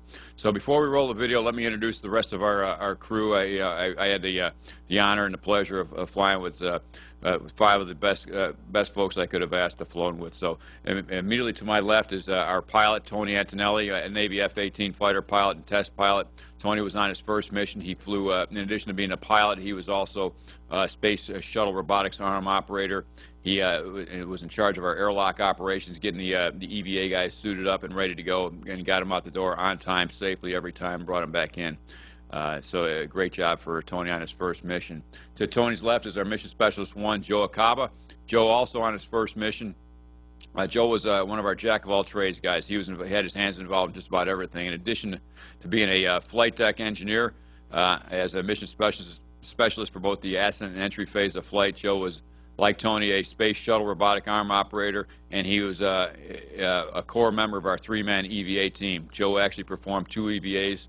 EVAs numbers 2 and 3, and on EVA 1 he was the IV, the person in the aft flight deck of the orbiter who choreographed the EVA from inside the flight deck. To Joe's left is Steve Swanson. Steve was on his second mission. Swanee and I both flew together on our first mission in STS-117 not quite 2 years ago. Swanee his primary job on the mission was to be the lead EVA crew member. In that role, he was responsible for the training of all the EVA team, as well as making sure the procedures were all written correctly and properly.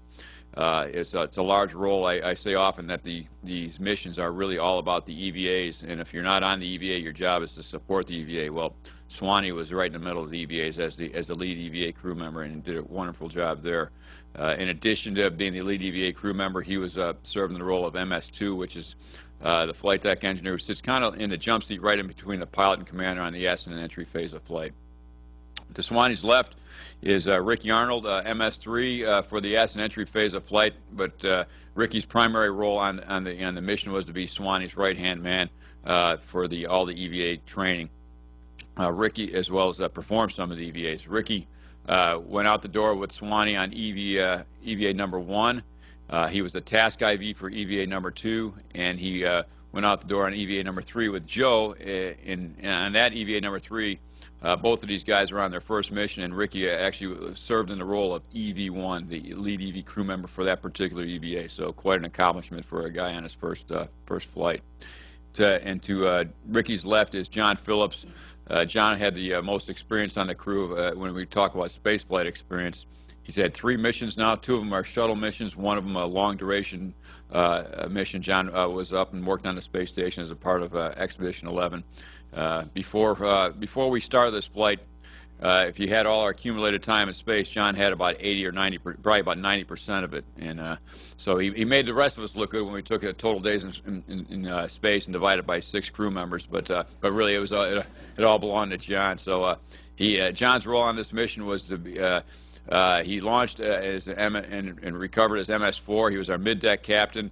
A huge responsibility to run the operations of converting the shuttle over from a launch vehicle to a spacecraft where we have to operate in this vehicle for 2 weeks. So he had in charge of reconfiguring the cockpit, the suits, everything that goes into turning the vehicle around, and then he reversed all that on the day of entry, actually starting with the day prior to entry. On orbit, he was our lead space station robotic arm operator, in charge of those procedures and running them. He worked that robotic arm with a couple of our other International Space Station crew partners. And so excellent work by John. He actually was the one who flew the arm to install the truss. And before we roll the film, I just want to mention our 4 other crew members who aren't here, but were just as much part of the mission as anyone that's sitting at this desk today, and that's our space station crew partners. The first one I'll mention is one of the guys who was on our patch. His name's on the bottom, Koichi Wakata, Japanese crew member. He flew up to the space station with us. We left him up there on purpose, and we brought in return, in his seat, we brought Sandy Magnus back with us. Sandy launched on the STS-126 mission back in early mid-November, and she was up there for 4.5 months and did a great job as a long-duration crew member. In addition to the space station team, we had our commander of the space station, Colonel Mike Fink. Mike was up there, launched on the Soyuz back in October, and just recovered in Soyuz just a couple of weeks ago, about 2.5 weeks after we ourselves landed. Mike did a great job leading the space station crew through not 1 but 2 shuttle missions, STS-126 as well as STS-129. And to round out his team up there on station was Yuri Lonchikov, another member of the Expedition 18 crew. He's, of course, from the Russian Space Agency. So that's the 10-man or 10-person crew that formed our at least flight crew on this. But again, it's really a team of thousands, and we want to thank all of you who participated in this mission in one way, shape, or form. Everyone's equally valuable, and we couldn't do any of these missions without you or the folks at all the different agencies. So with that, let's go ahead and roll the film. We're all going to take a few minutes of the film to narrate it, and we'll go from there.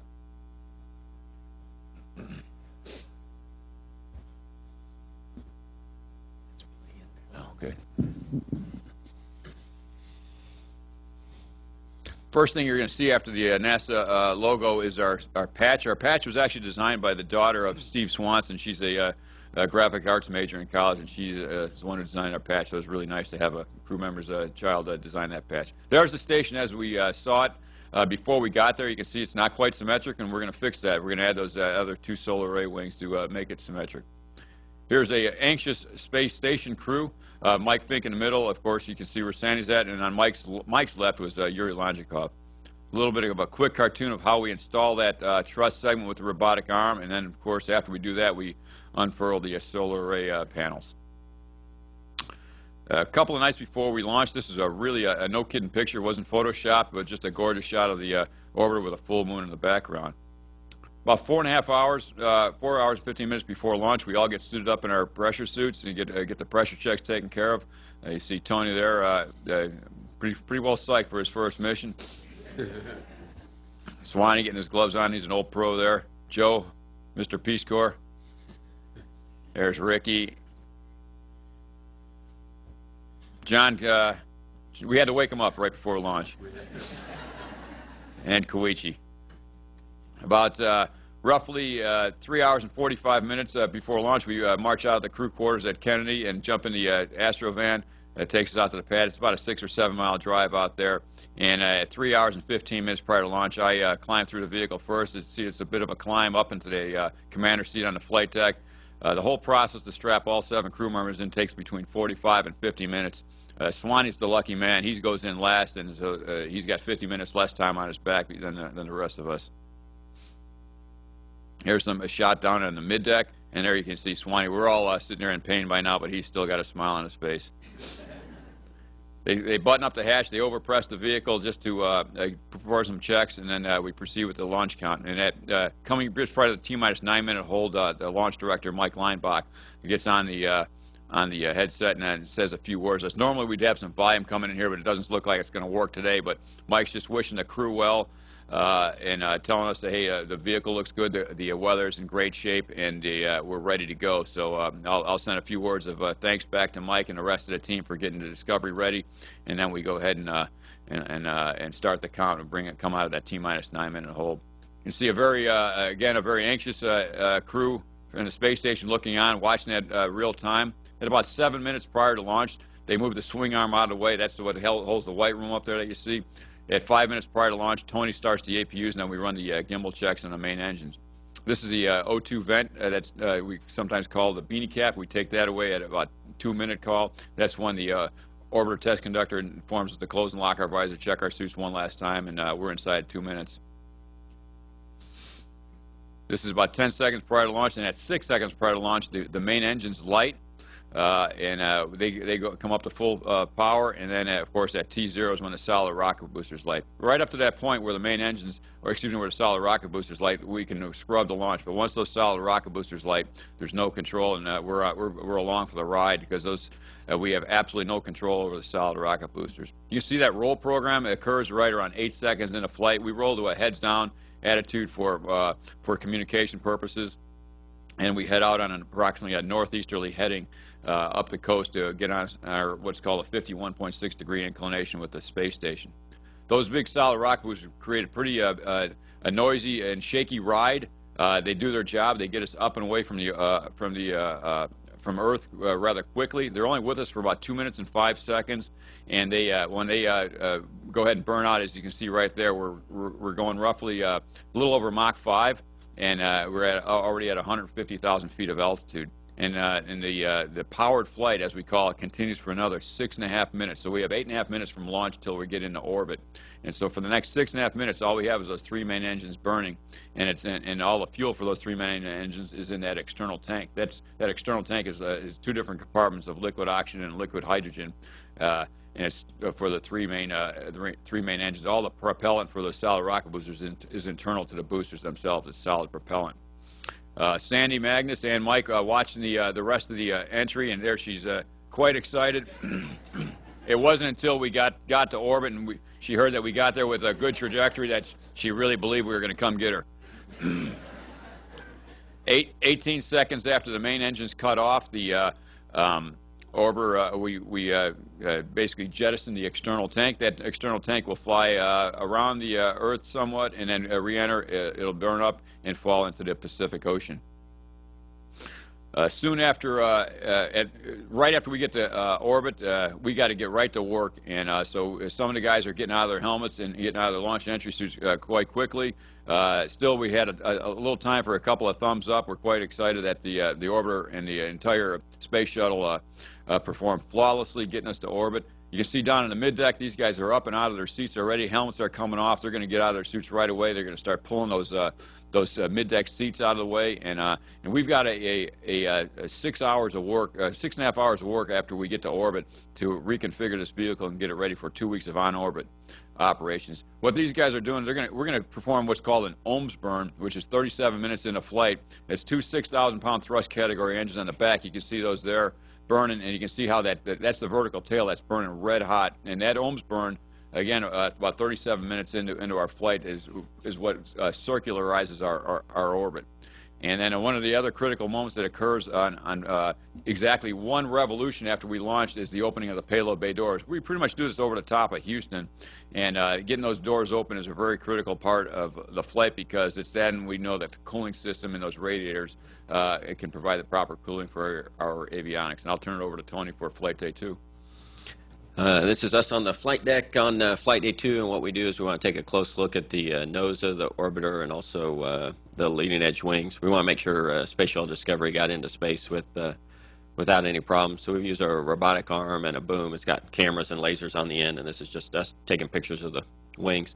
While that's going on the flight deck, Swanee and Ricky are down on the mid-deck checking out their spacesuits and making sure they're going to be ready to go for them when it's time to go do their spacewalks. And then we go to bed that night and get up on Flight Day 3, and it's time to rendezvous with the space station. We do some burns from the front, and then this is the station view from below and behind, and you'll see Brew here on the aft flight deck flying, and John working the laser. This is a little handheld laser John's working on to make sure we're the right distance and closing speed on the station. And Brew's in the back flying, and everybody's got a job, so Ricky's job here is to push that button. He does that amazingly well. He's got a gift for it.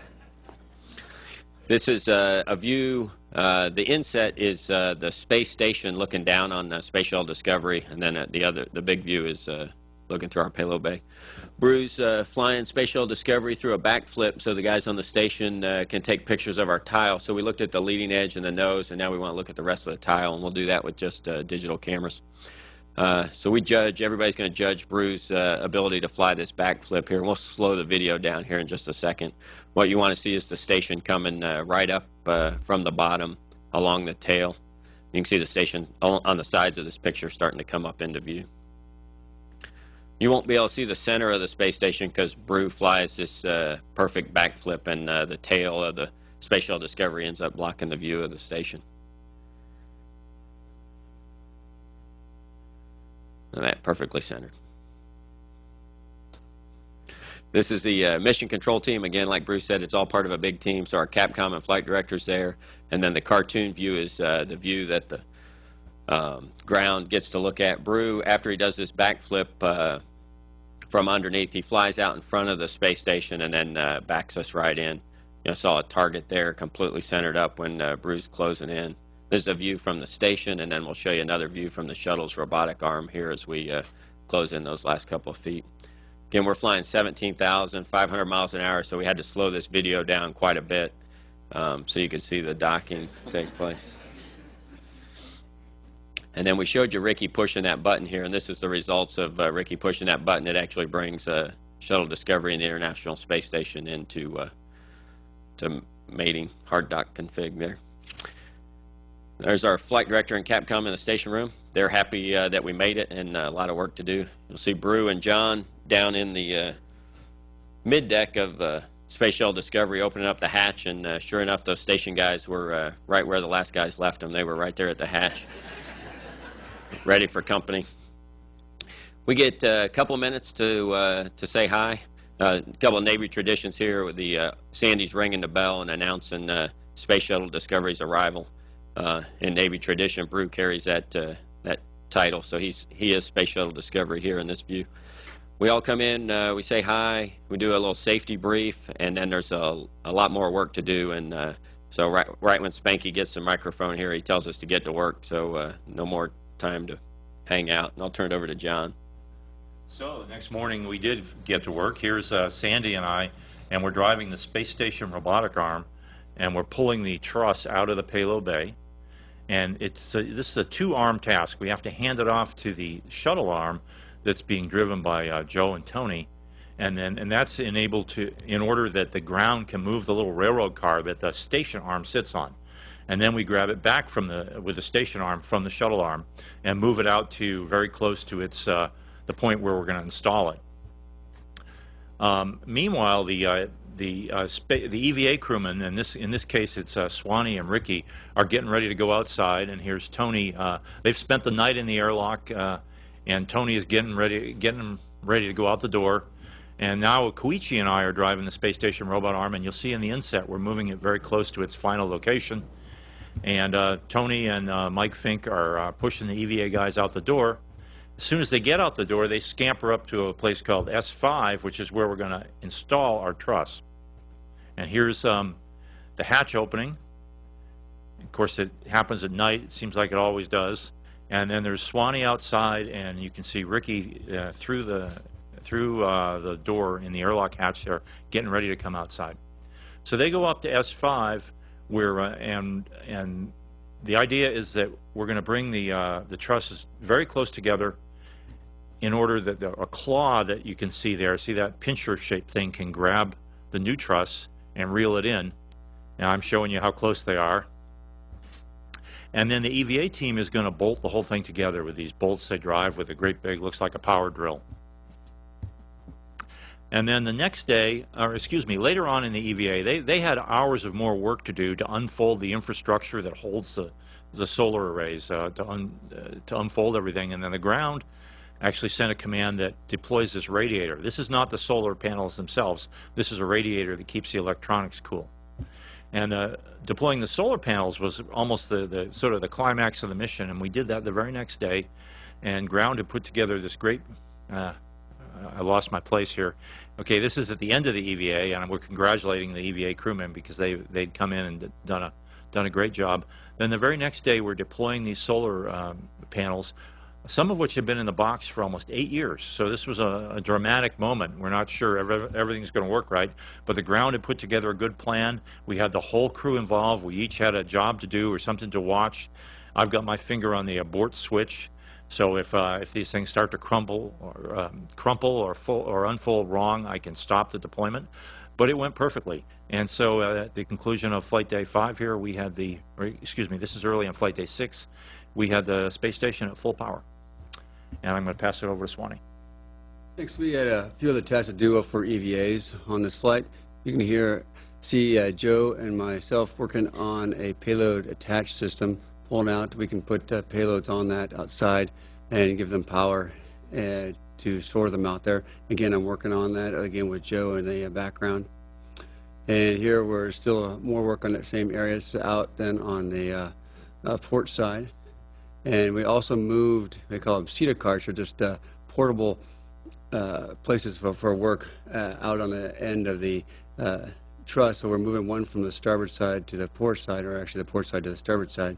And Joe's riding on the arm during this one. You can see him moving on in there.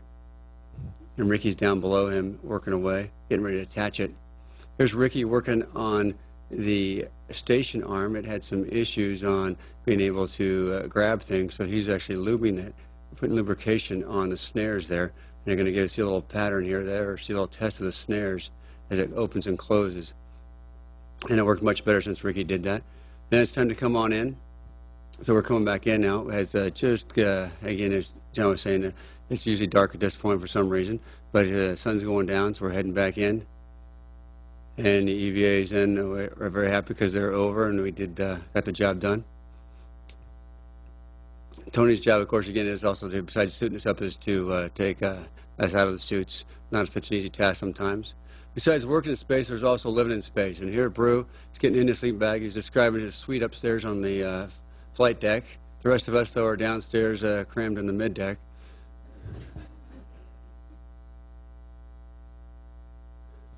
At breakfast, Ricky's getting his food out. You see, they're all our food's kept in little lockers. And it's also, you notice if you turn your head away, food will just kind of fly away and you won't find it again for a few days. Here's the galley. So we rehydrate our food or get our water. And right next to that is the oven. So in there you stick your MRE in the oven, heat it up. As you can tell, there's all sorts of foods from everybody else, so you just pick what you like best and brew eating. Playing with food is a requirement in space. And then one night we had dinner on the Russian segment, so they offered us some Russian food, and Koichi had actually some Japanese food. And we ate them. You see the Russian food is a little different. It comes in cans, at least some of it does. And there is beef, pork, and fish. They tasted good, but to me they all tasted the same. There's Joe getting pretty in the morning. And Koichi doing the same.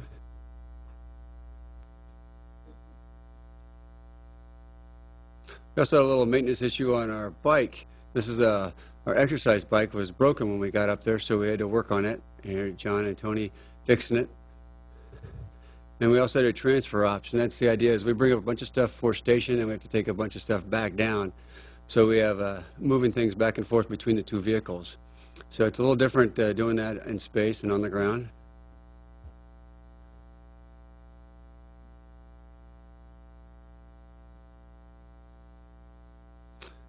Exercise is also a task that we have to do every day. And here Ricky is on the shuttle bike that just got fixed. Joe's on the station bike. And with a little alien floating by.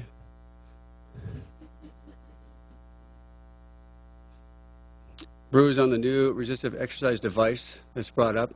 He's doing squats. You can do all sorts of wonderful exercises on this new device. Deadlifts.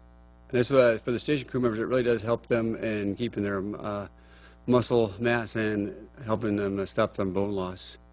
And a treadmill back in the Russian segment. Here's Yuri working on that.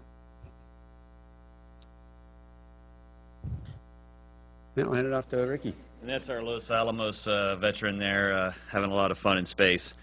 I'm showing how easy it is to move around, and I'm showing how hard it is to corral M&Ms. That only took about a half hour to get those 3 M&Ms in my mouth.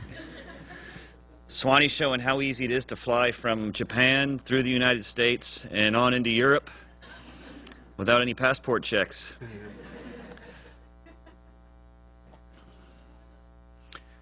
There's John hard at work again. It wasn't always this much work to drink water, but it was sure the fun way to do it.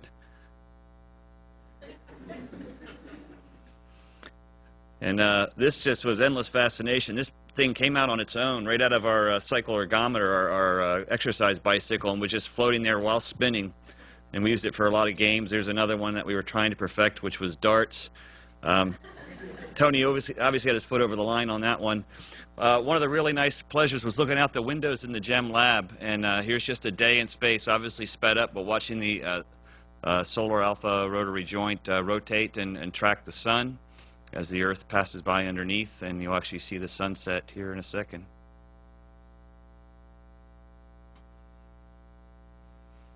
And the only thing looking out the window during the day that was better looking out the window during the day was looking out at night. The cities at night and thunderstorms and the aurora.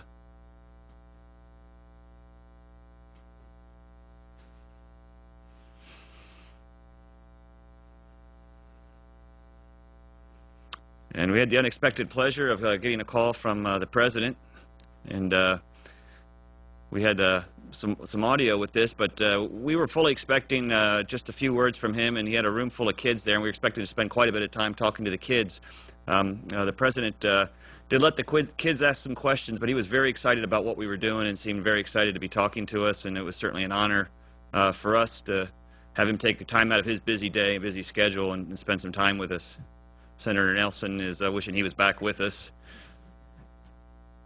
And Sandy, we really had to tear her apart.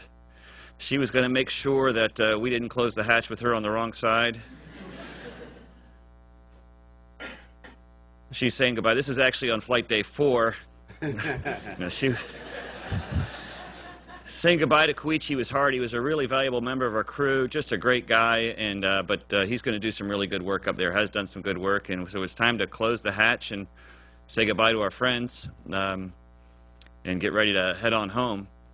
So I did such a good job pushing that one button that Brew let me push another one a few days later. which separated us from the space station. And you can see Sandy's reflection as she says goodbye to her home after 4.5 months of living and working there. We have the farewell words from our space station crew, and this was a pretty exciting day, not only because we knew we were coming home, but we knew we'd have a chance to take a glimpse at the solar array that we had just deployed. So now Tony's in the back seat driving, and he'll go ahead and back us away from the space station. It's a pretty awesome view as you're backing away. And again, we were all pretty anxious, crowding around the window, waiting to see the work that we had all done.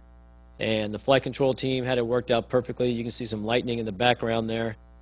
But we backed away starting at night, and when we get to about 400 feet, the sun will start to come up, and then we were given this great view.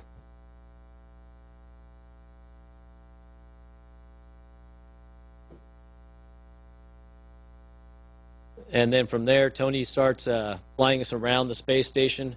We'll go from about 400 feet, and as we go above the space station, we'll end up at about 600. Again, our flight director was great to have all the solar arrays lined up for us for that wonderful shot. And like Ricky said, you never get tired of looking out the window at that view. And once we get over the top, they start letting the solar arrays do their work. You can see them rotating there.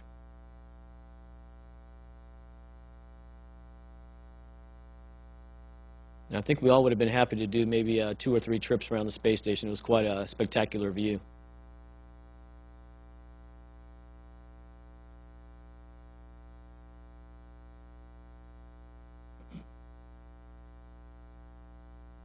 But unfortunately, it is time to come home, and Swanee's getting ready to close the payload bay doors. This kind of marks the end of our orbit operations, and it's time for us to get suited up and get ready for the deorbit burn. The mid-deck crew just getting us ready. Lots of smiles. We're all ready to come home. This guy, I think, smiled for 13 days straight. So we get a few more minutes up in space. Ricky takes that opportunity to get one more flip before we get buckled into our seats. And the flight director had some tough decisions to make that day. The weather wasn't great in Florida, so we had the go here for the deorbit burn. And once we make that decision, there's no choice but to come home. And I think there were some pretty enthusiastic people on the other side once we got that word.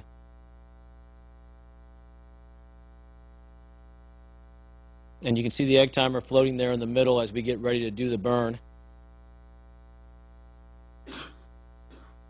And there we go. We're starting to come home. And it's amazing how quickly gravity starts to take effect. Here we are at about 0.1 Gs. And now Swanee's over here playing with the clip at about 0.4. And things start to get heavy as you get ready to come home. And Brew, I'll let you take us home. All right, well, we're just about ready to land here at the Kennedy Space Center. We had that first wave off attempt, but then the sea breeze blew in and knocked the clouds out of there, and we had a pretty nice day to land. The weather was decent, a little bit windy, but the shuttle flies just fine during the in some turbulence that maybe other aircraft get knocked around on. We touched down the runway around 2,700 foot down the runway, roughly 200 knots, and we popped a chute because it's a matter of procedure, though that day with those strong headwinds, we really didn't need it. I didn't even come on the brakes till I was already slowed down to 60 knots just from the drag of the heavy headwind. And we roll out to the end of the runway. Actually, about 3,000 foot remaining on the runways where we stop because a pretty good size convoy of vehicles is going to come out there and meet us. They'll do some safety checks, and then once the vehicle is checked over clean from the outside, they'll come up and open the hatch and assist us in getting out of our seats. Getting out of your seats for the first time after being in zero gravity for, say, 13 and 14 days like we were is a little bit tricky at first. Takes a little bit of adjustment, a lot more of an adjustment for Sandy, who was up there for 4.5 months. But about a little over an hour and a half after the landing, we're back in our blue flight suits. We do the traditional walk around. You can see how windy it is with our flight suits flapping in the breeze there. And that was our mission. That was pretty much 13 days of our mission, knocked down to about 25 minutes. So we were really happy to share that with you. Unfortunately, we were hoping to take more time for questions and answers, but we had the other appointment this afternoon got moved up on us a little bit. So we have about 2 or 3 minutes, so we can entertain 1 or 2 questions if there's anyone who'd like to have one. Yes, sir. You're the first one. Your hand up in there. Excuse me, I'm so excited I probably can't talk now. My name is Graham. I live in Manassas, Virginia, and I was one of those thousands of people that was sitting there watch you leave. And I've been here a lot longer than NASA has, really. I don't work for NASA, but I am part of NASA. So my 74 years, that was the most beautiful thing that I've ever seen. And just this year finishes up the flight. I appreciate it. All right. Well, thank you very much. For those people that criticize what you people are doing, just look at me. I'm a good example. It's not only space, it's education. It's education for everyone. I'm living proof of it. Thank you very much. Thank you. Thank you very much. Yes, ma'am. Good afternoon. I'm equally excited. I work with teachers, and once an educator, always an educator. And one of the things we focus on when we think about going into space are Newton's laws, force of motion, the physical science aspect. And I was privileged to visit Johnson Space Center to look at what you go through in preparation. So if you were talking to a group of teachers, what would you tell them in terms of getting prepared your physical bodies and the different systems that are affected and what you do in order to prepare to go up and also land? We'll let one of our educators answer that. We do go through quite a bit of training getting ready for our mission, but you can't train for what your body's going to do once you get into space. It's pretty amazing. You do have a little bit of space adaptation sickness, but the body really takes to space pretty quickly. So after about a day, you feel like you were just born to be in space. And I can speak to the spacewalks, and I think this is particularly relevant with kids. We spend a little bit of time training for spacewalks playing video games, but the vast majority of our training is physical training. We physically get in the pool and do the tasks, and that also requires quite a bit of time in the gym and out running on the track to have the endurance to get through a 7-hour EVA in a pressure suit. John, I want you to add a few things about what maybe Sandy and you yourself went through for a long duration, what it takes to prepare your bodies and then also get your bodies reacquainted to gravity after being up there for such a long period of time. Yeah, in order to keep a long-duration crew member, the one who's going to go up there for months, healthy in space, it requires cardiovascular fitness, which you can get on a bike or a treadmill. It requires muscle strength, which you get on the weightlifting machine that you saw our commander using in the video, and it also requires impact. And you get to a certain age in your workout habits, you start avoiding impact. Well, we add impact on the space station, and that's what the treadmill is for. You run on a treadmill with these harness and these bungees holding you down to the treadmill so you don't bounce away, and it adds impact to keep your bones strong. And if you do all this, if you follow the prescriptions that the specialists on the ground send you, you can really bounce back from a long flight pretty quickly. And Sandy was a great example of that. She's a real committed worker-outer, and she was just great coming down, and she was walking around an hour later. Yeah, sure. We have one more question for the young lady in front, and then we have to run. How long does it take to orbit the Earth? Swan, you want to jump in there? For the orbit, it takes 90 minutes for us to go around the Earth. We're going about 17,500 miles an hour or 5 miles a second. And because we go around the Earth every hour and a half roughly, we actually during every regular day, 24-hour regular day, we see 16 days. We see 16 sunrises and 16 sunsets. So we can watch a sunrise and sunset roughly every 45 minutes. It's pretty neat. Okay, Lee, thank you and the crew. They have to get running and skedaddle over to the White House, so we're not going to have a chance for autographs or photos, but there are autographed photos that you'll be given on the way out. I remind you, it's Space Day. If you haven't brought a gift yet for your loved ones, please stop by the lobby and you can buy a gift. I wear a size 16.5, 34, in case you want to get me something. Thank you all for coming.